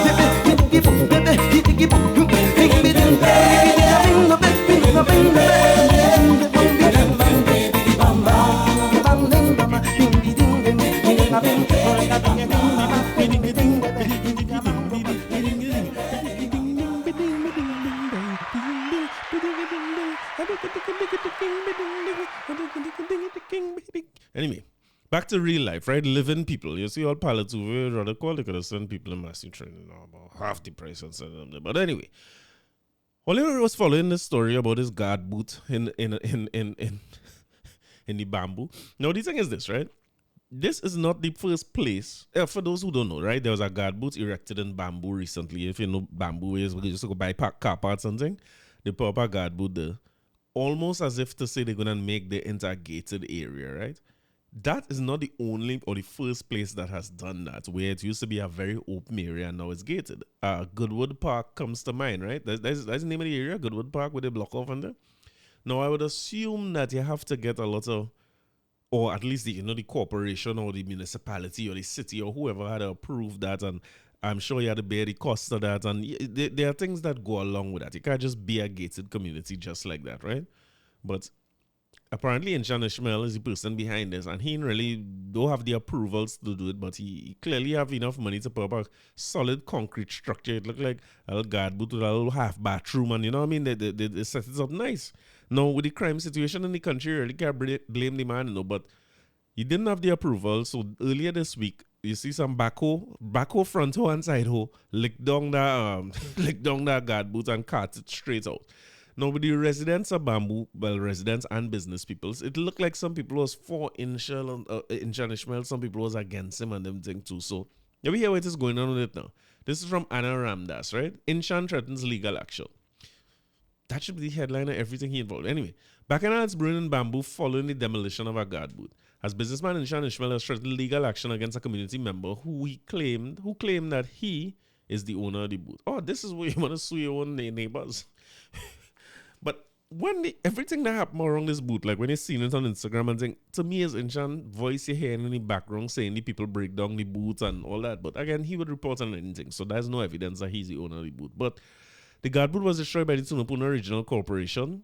Tunapuna Piako Regional Corporation, as it was constructed without permission and approvals from the corporation.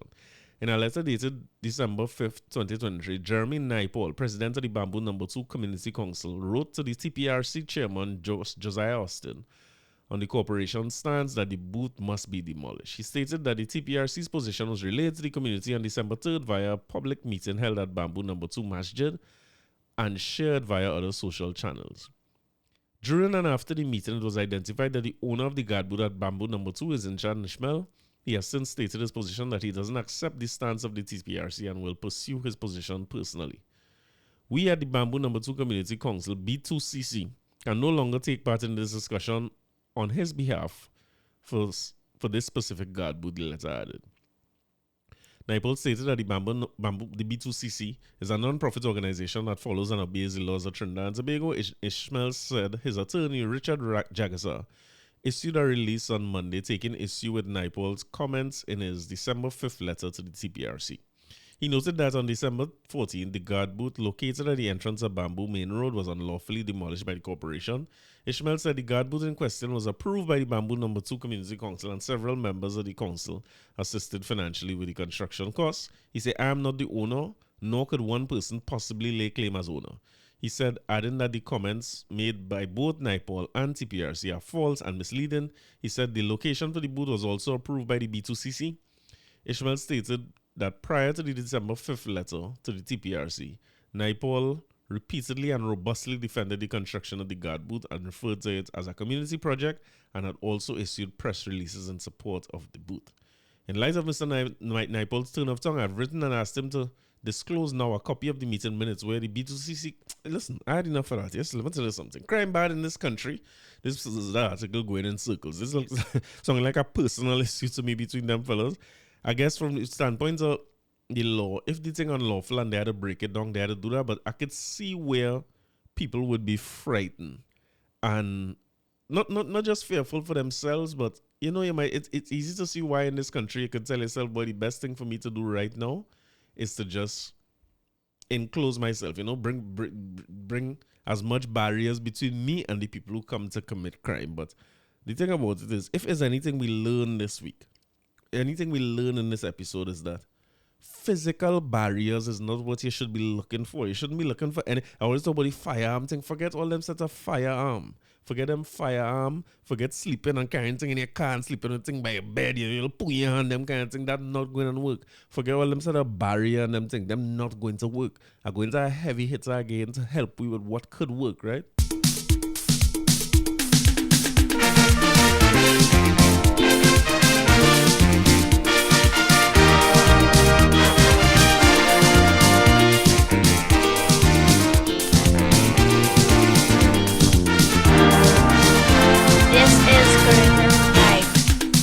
White in Clapton in London City, Our Lady she accosted me, talking like if Trinidad gone through, and the government don't know what to do. Tell Robbie that long time old people, when their problems were unbearable, they would never sigh, they would never cry, they you what to do, so tell this guy the answer to all your problems, Mr. Robinson. We must all return to our people's great tradition. Stop stretching out your hand and begging Washington. It's only Obia could save the nation. To quiet John Humphrey, to bail out Tiwari, to control the speaker, to shut up Sudama. Big speech in Washington, cancel the recession. It's only Obia to save the nation.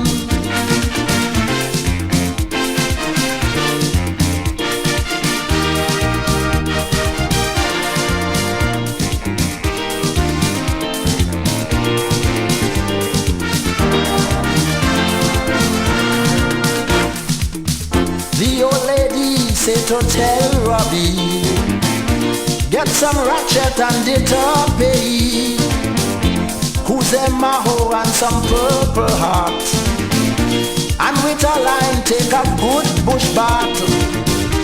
Tell him wear a jersey back to front, rock with red lavender for a month.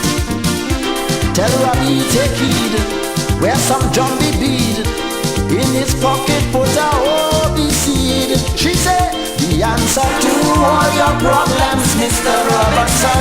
We must all return to our people's great tradition. Stop stretching out your hand and begging Washington. It's only Obia could save the nation. To bring in my finance, to pay civil servants, You want security? to make us stay down here. Stop privatization, forget your macro plan. It's only Obia to save the nation. Well, let's see this thing where the man just started dead in court. All he was following that story too. I don't understand how Ishmael going through now, because this is the fear that people have. The story, can I read the official story? Because all them kind of thing I just want to stay away from it. Anyhow, the story was, you just hear something about people dead in courts, right? Or courts mega store. And the first thing we see going around was that is like police shooting bandits. So people started to celebrate immediately and say, right, police send some home. But turns out that wasn't the case. Or at least it's being investigated whether that was the case or not. Because rumor have it, the things started to circulate fast that the police apparently have a little courts racket running. You know what I mean? You have a little courts racket. So if you give him some money, he gets things by from courts for cheap. That is a normal thing in this society, right? Everybody have a link somewhere. Everybody have a little link, and they use the little link to link little thing for them and buy it for half price and cheap and them kind of thing, right? So apparently, the story is, allegedly, we don't know how true, that he collects some people money. The people come down now with all the thing on them and all their family to brace them to get back the money or get the furnitures what they play for. You know what I mean? If I pay for furnitures, I either give them furnitures or give them back my money. And policeman started to open up. Oh no, I shouldn't clap that. The policeman started to open up. So this is the story that going around this week, and it tells you a story about why somebody like Injan Ishmael go be looking for that kind of extra layer of security. But as I say, the security can help with, if there's the police, right? If there's the police and the police behavior allegedly, right? Then we in some more trouble than we thought. So we had to go to the spiritual realm, you know what I mean? And one of the greatest calypsonian who turned his life over to spirituality. Give me some advice about what we could use, right?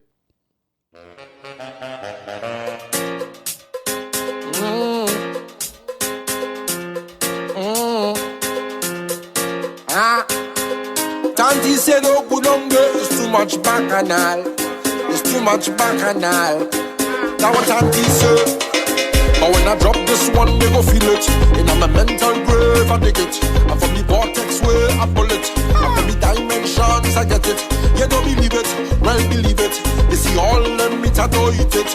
And I'm just fast and pray to get it. I walk in the spirit, yes. I don't afraid of Obia man. Obia man. Them so-called Obia man. Obia man. I sing this song they can't sing. They can't be, win the case they can't win. And love it comes naturally. And when I stick it now, I stick it in a big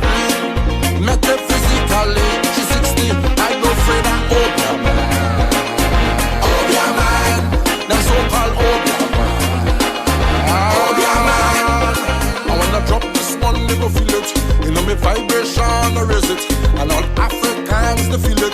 I yes to feel it deep in the spirit. You don't believe it? Well, believe it. You see all these streets are unlock it. And when they see sleeping dog, you should leave it. I walk in the spirit. I don't afraid of Obia man.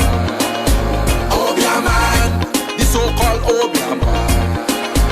Obia man. I sing the songs they can't sing.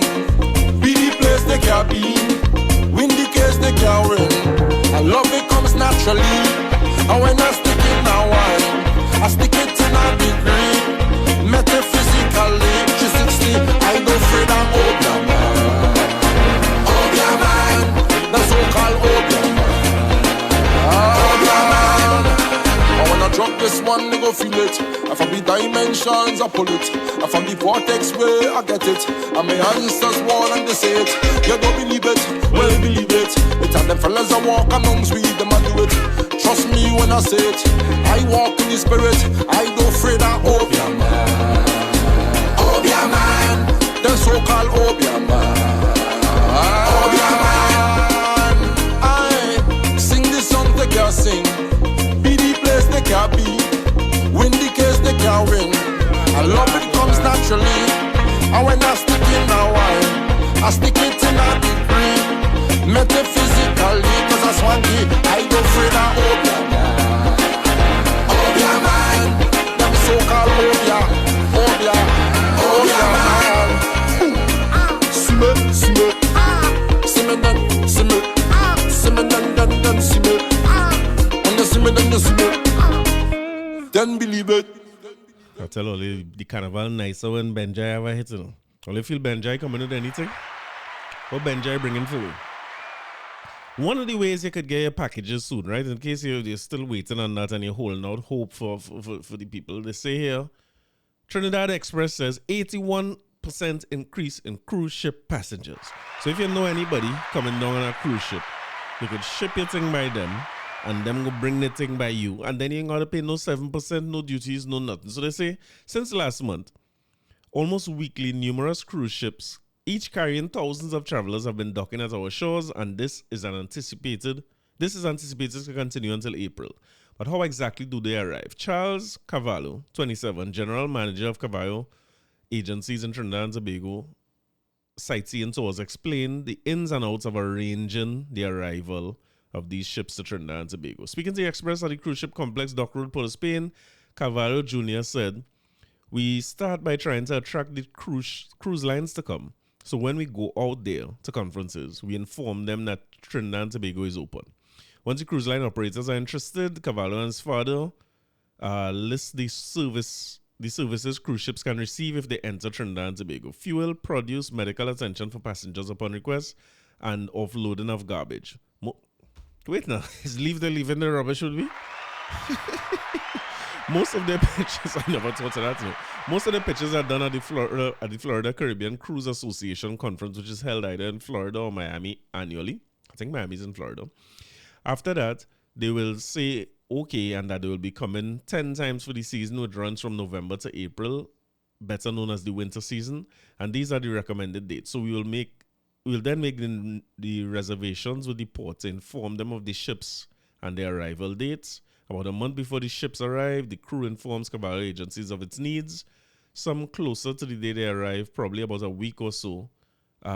Even the day before the ships arrive, they will let us know if they need 500 pounds of tomatoes, or if a passenger needs an ambulance upon arrival. That was very random. But I suppose a cruise ship, I guess, is a floating, like a country, like a little city in the sea there. So I suppose I never thought of garbage disposal. I just dumped it at the sea, but I guess you do that at the different ports you go to. But in terms of paperwork, which Cavallo said is hefty and tiresome, pre-arrival documents must be submitted to the Maritime Division, Customs, Immigration, and the Port Authority of Trinidad and Tobago. When the ship arrives, even though we submitted all of this information as soft and hard copies, we still have to provide several copies of several types of... So imagine a list with all those names. All right, okay, you get into the real technical part. I just really wanted to hear, like, how much people are they bringing if all what's the situation in Trinidad here? How with a fucking small business, how people, I guess if you had to get 1,000 pounds of tomato, somebody had to live, right? Somebody had to eat. And I always wonder about these. Oh, look the economic benefits here. Despite the gross revenue and operating costs increasing, Cavallo put his positive spin on it, saying that overall the economy will benefit. He also stressed that this is the money passes through the agencies to account. The agencies account to the suppliers. It's not regular business structure where you have a markup and you can notice how much has been made every year. This man is real talk, technical talk. I just want to know if people making money, you know.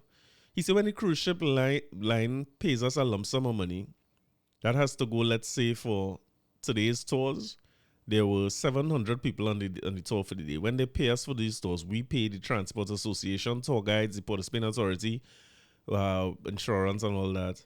All right, the boat operators, Issa Wright Nature Center, Maracas Waterfall Guide, the tours at Monks and Benedict and the Monastery, Angostura tour. All right, good. That's what I was looking for. Junior Cavallo. I'm sure if your father talk about this, he'll just get to the meat of the matter. Nobody want to hear about paperwork and things. So the more cruise ships come here, is the more business people gain. I assume just like every other business, the biggest businesses will benefit the most, the people who most organize and have proper tours and so on. But it's an opportunity for all of us to benefit. I remember when cruise ship complex used to be a little business hub for people who making arts and craft and, you know what I mean, little artwork, little people who doing books and poems and stuff, Morgan Jobs of this world used to go down there and sell. But I think Sparrow really had a better question. You know? When you hear cruise ship coming, I want to know is the white woman situation, you know?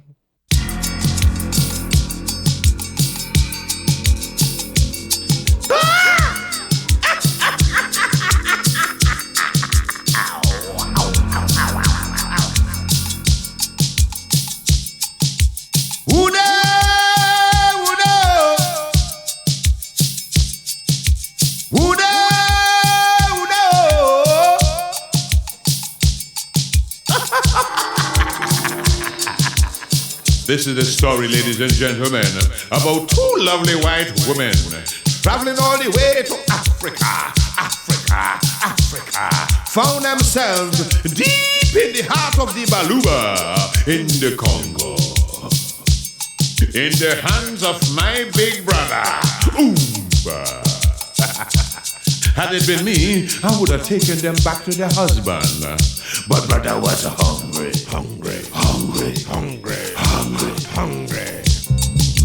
Two white women traveling through Africa. Find themselves in the hands of a cannibal headhunter. He cook up one and eat one raw. The place so good, he wanted more.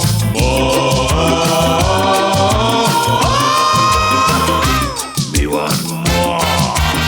I envy the Congo man. I wish it was me, I want to shake his hand. He eat until his stomach upset, and I never eat a white meat yet.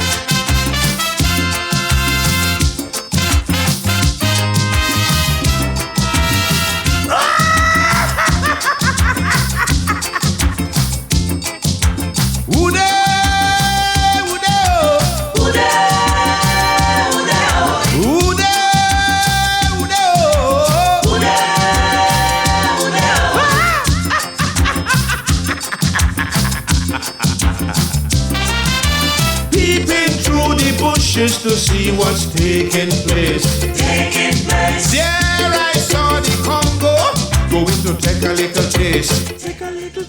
He opened the eye and he started to grin, rubbing his belly and he mumbled in.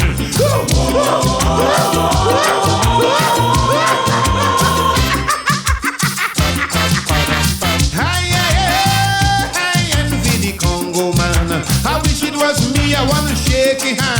He eat until his stomach upset. What about you, Rico? Yeah, you lie.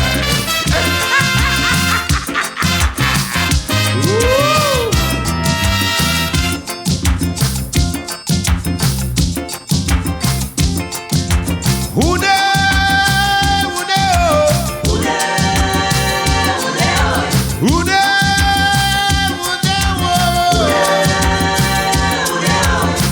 Yabba dabba dabba doya. Yabba dabba dabba doya. Yabba dabba dabba doya. What else you say, buddy? What else you say? What you say?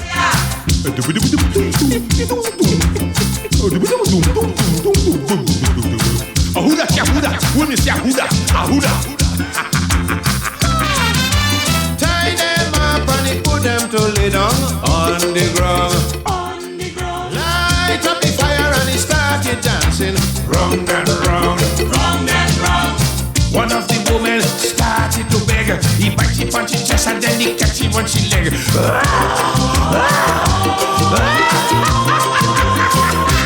It's you. I envy the Congo man. I wish it was me. I want to shake his hand. He eat until his stomach upset. What about you?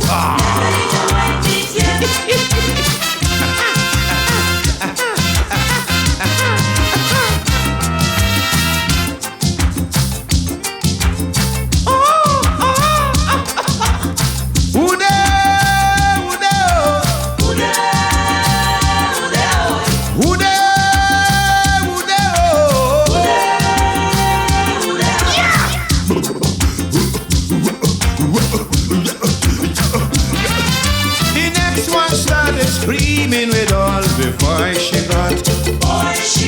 He lift she up and he put she inside a big pot. The water was warm. She started to wiggle. The Congo started to laugh and giggle.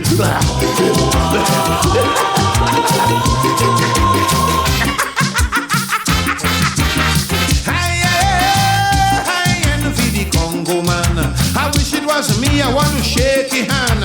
He eat until his stomach upset, and I never eat a white meat yet. Said I never eat a white meat.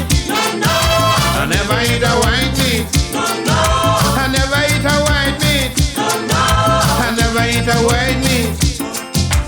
Yabade, yabade. I say yabade, yabade. I never eat a white meat. Boy, you ever eat a white meat? Oh no no no no no no no no no no no no no no no no. Oh yeah.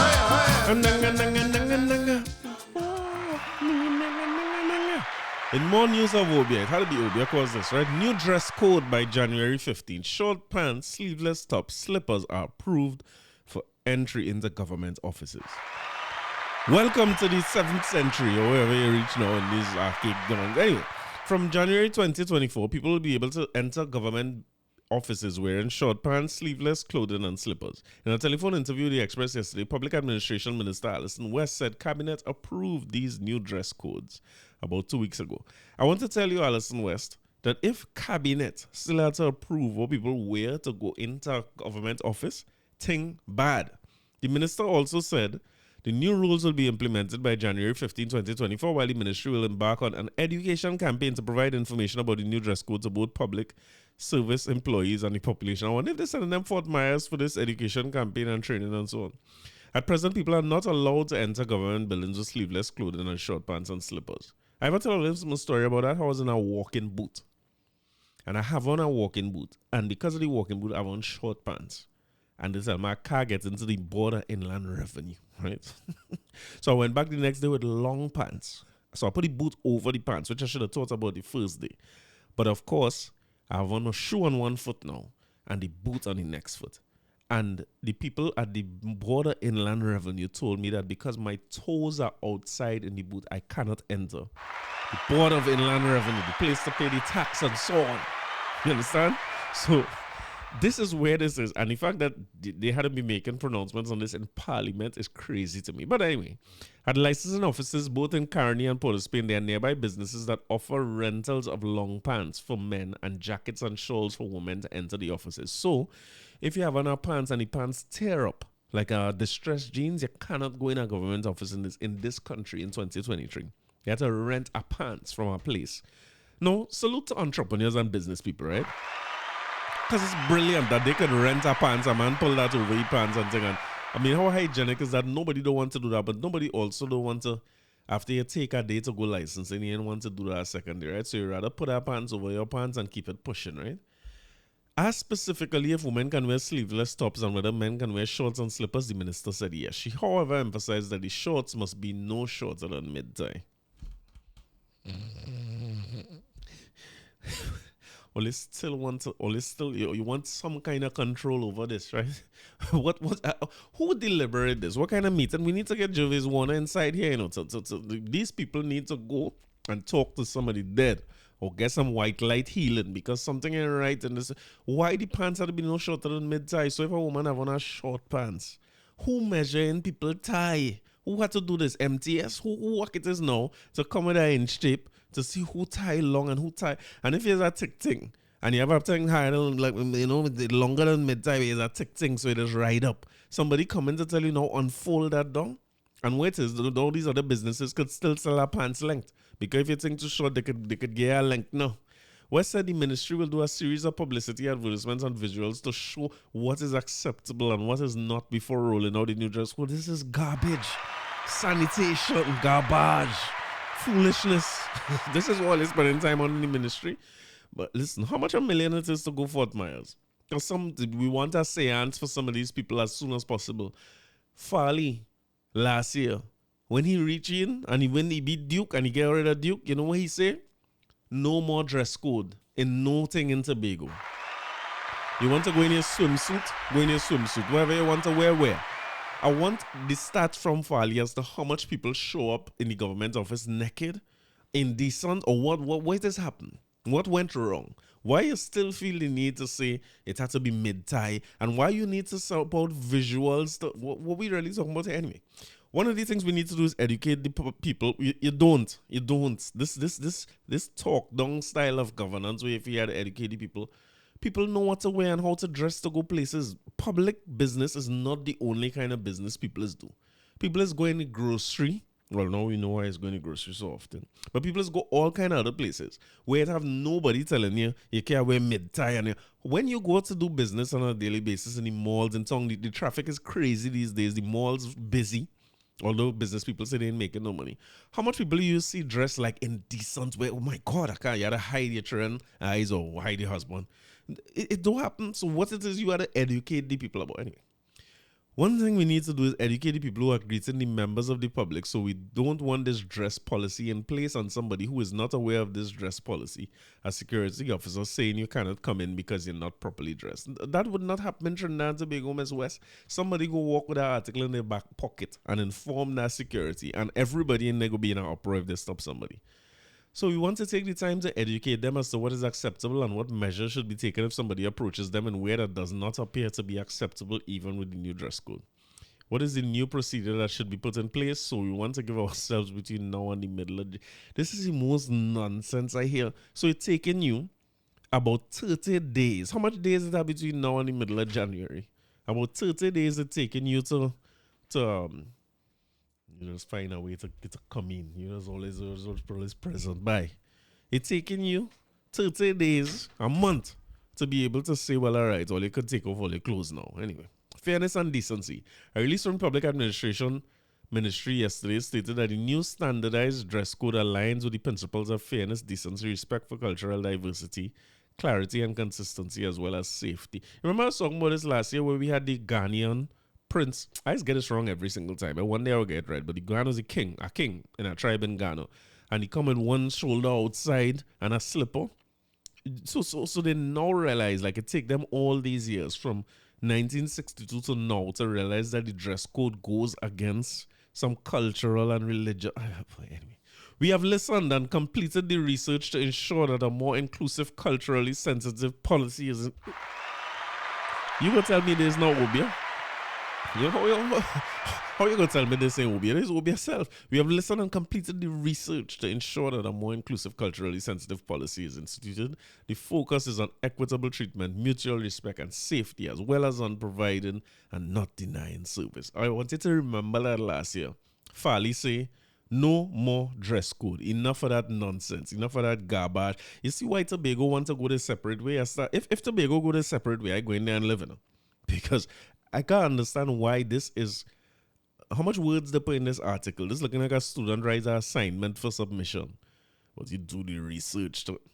This new policy applies to all clients and visitors to government offices in Trinidad, including ministries, departments, and agencies, whether in person or virtually.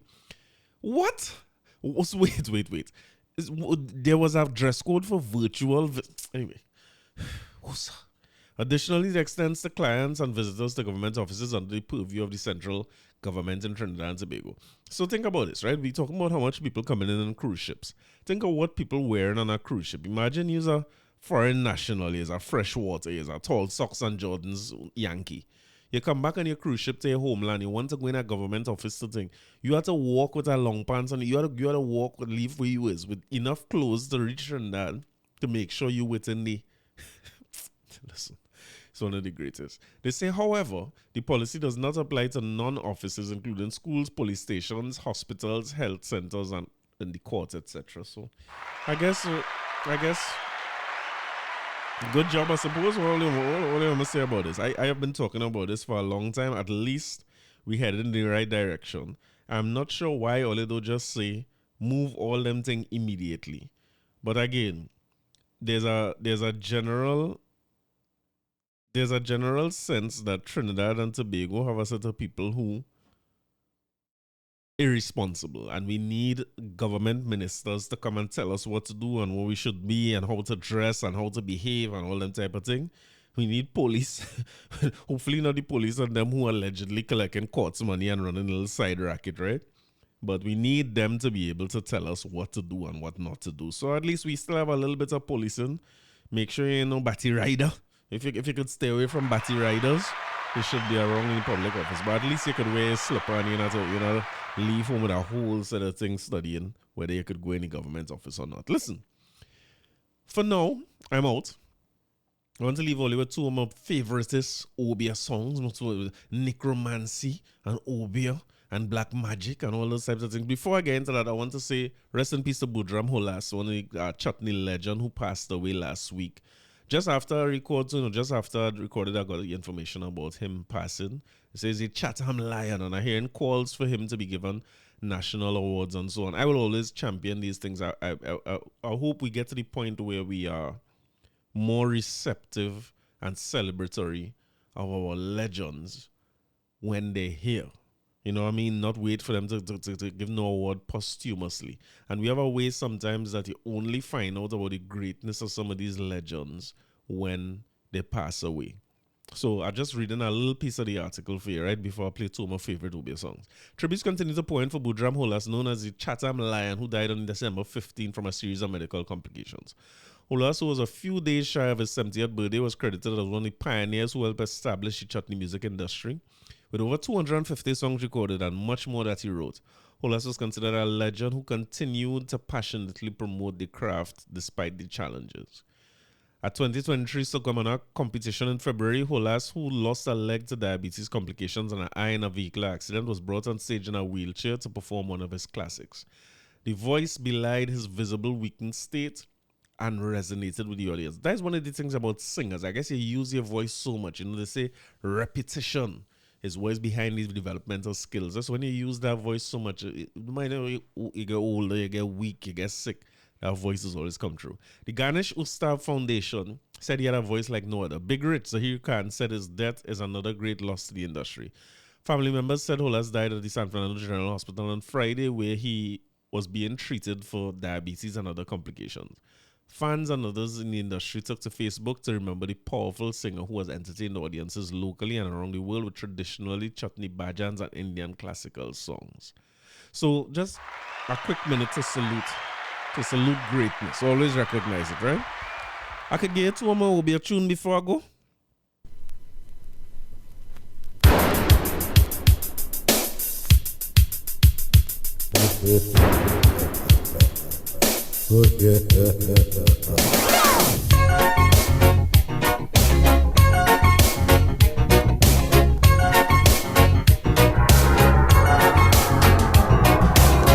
Bacchanal in the country, I ball like a cow.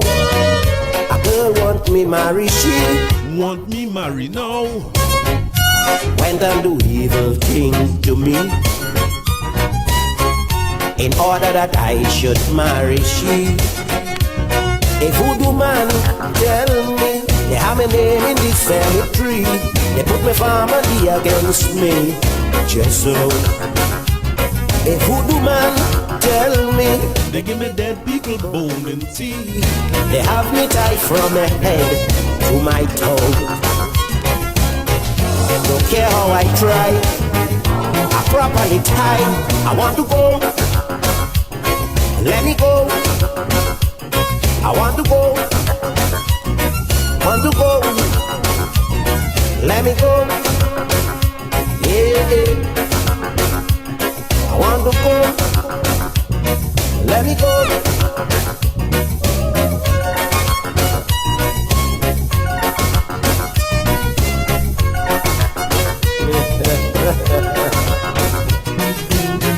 She gave me my breakfast last week Saturday. I get so delirious, I throw it away. A dog was passing the same time. It smell the food and start to whine. A voodoo man tell me they have my name in the cemetery. They put my family against me. Just so. A voodoo man tell me they give me dead people burning tea. They have me tied from my head to my toe. Don't care how I try, I properly tie. I want to go, let me go. I want to go, let me go. Hey, hey.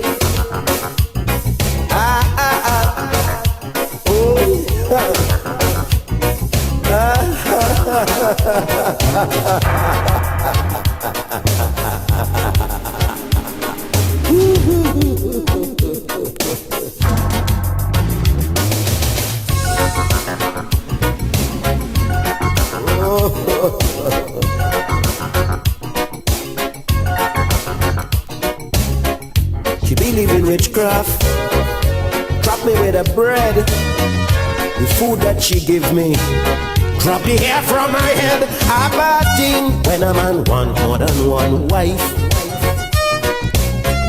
This devil woman yet take my life. Voodoo man tell me they have my name in the cemetery. They put my family against me. Just know. The voodoo man tell me they give me dead people bone in tea. They have me tied from my head to my toe. Don't care how I try, I properly tie. I want to go, let me go. I want to go, let me go. Hey, hey. I want to go, let me go. Hey, hey, hey.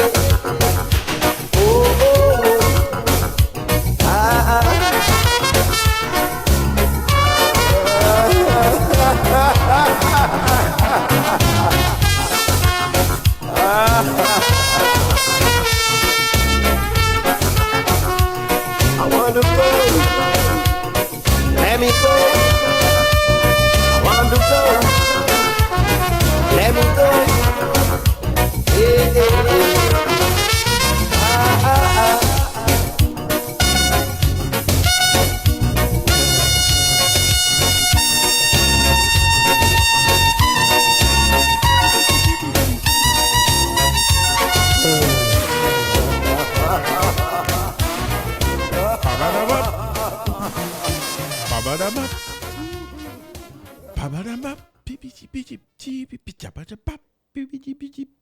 All right, so I'll tell you now, I'll leave Ollie with one more, right? Before Ollie hear from me next week again. Next week is the last week of the year, and Ollie realizes Christmas coming already. In no time, this had to be the shortest year I ever lived through, on all the thing, right? This year, ain't betting it fly. All of a sudden, we by Christmas, and as a long weekend, by a long weekend, I believe, with Christmas and New Year's. So it's a little bit of silly time. The traffic is crazy and thing. I can't believe we at Christmas. Go and do your local shopping. Clearly, the slowdown in customs work.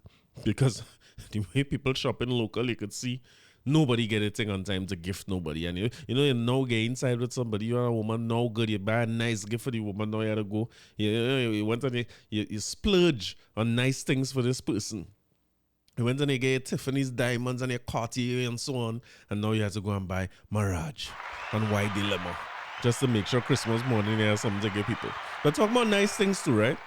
People have been telling me since the beginning of this, they need, I remember, and salute to my guy Daniel, who had brought some years ago, we take a Christmas drink together. You remember that? I take my punch of creme and I take a little glass with all you. I want to do that again on this year, I want to bring a little bottle of punch of creme. I know how long ago last since I episode of punch of creme, because Daniel and bring some punch of creme for me. It was a little stronger than I expected. But I intend to put a little glass and have a little Christmas episode. So I'll take one with me now. I know always listen to this at different times. Don't do it while you're driving, right? But I know always listen different time of day and thing. But when the Christmas episode come, I'll take one with me. Wherever all is, knock a glass with me. But since back then, Daniel had given me a glass, my Curry Shepherd podcast. I always appreciated that. And people say, well, with a glass, with the thing. So I toying with the idea of doing some merch, right? I toying with the idea of doing some merch. I have an idea for some merchandise for the Curry Shepherd. But I want to tell only one time. You see, the things that I'm going to do is not Mirage and YD Limo, right? If I do anything, I'm not doing no Mirage and YD Limo. I'm doing Tiffany's Diamonds and Cartier. It ain't going to be cheap. It ain't going to be no low grade. I'm not going by York and buy no jersey and print no thing on it. I'm not doing it. So I tell you only one time.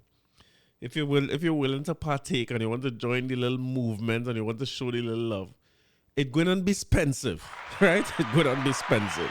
So if you need to go and work out your thing and your business running, and I salute to my guy Cassius as well, who have some new branding and everything coming, everything looking smooth for 2024. You know, we're back in again, we're back to some kind of normalcy early in the week from 2024, right? But yeah, things not going to be cheap. So if you need to go on any training in Fort Myers to learn how to grow your business and so on, and talk to dead people, you might get to talk to dead businessmen. You might, who knows, you might get to talk to the Rockefellers. You know, they might explain to you how business is supposed to work and so on.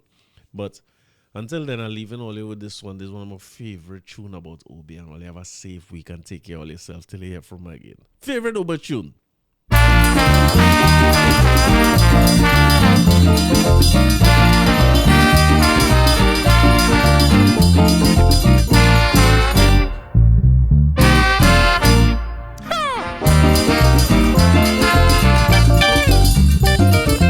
You making yourself a papi show, Melda. You making yourself a bloody clown.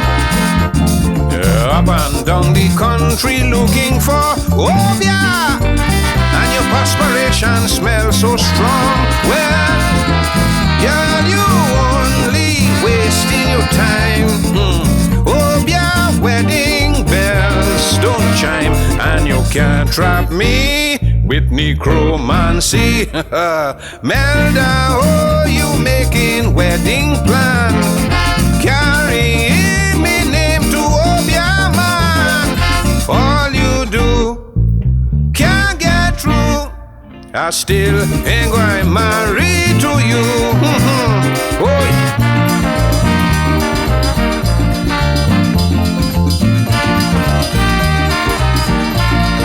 Gallic in your bosom, me name in your shoes. If you really want a wedding ring, Melda, there are many other ways and means, like scrubbing your teeth and bathing regular. Soap and water keeps you fresh and clean. Well, nastiness going cause your debt. You're no man can't stand your breath. You too damn nasty, get away from me. Melda, oh, you making wedding plan, carrying me name to Obia man. All you do can't get through. I still ain't going to marry to you.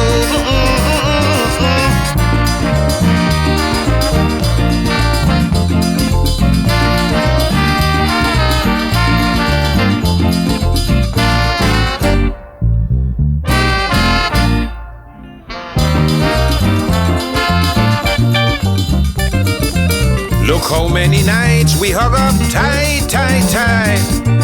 All we ever know was love and peace. Oh yeah, now every minute is only fight, fight, fight, fight, till you using Obia man for priest. Oh yeah, yeah. You don't seem to understand set my plan for Papa Niza. The Obia man is my grandfather. Melda, oh, you making wedding plan. Carrying me name to Obia man. All you do can't get through. I still ain't going married to you.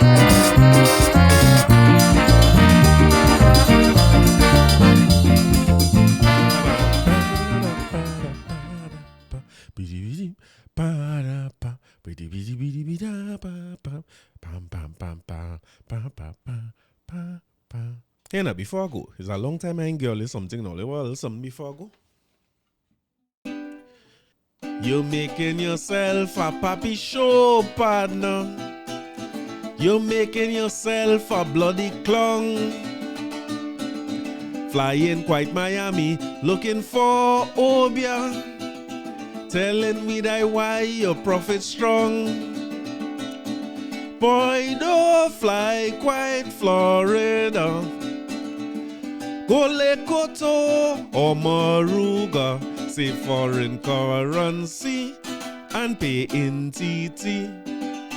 Let we stick to the strategic plan and fly out to we training session. I say continue, we must get through. Cause Trini go still buy from you.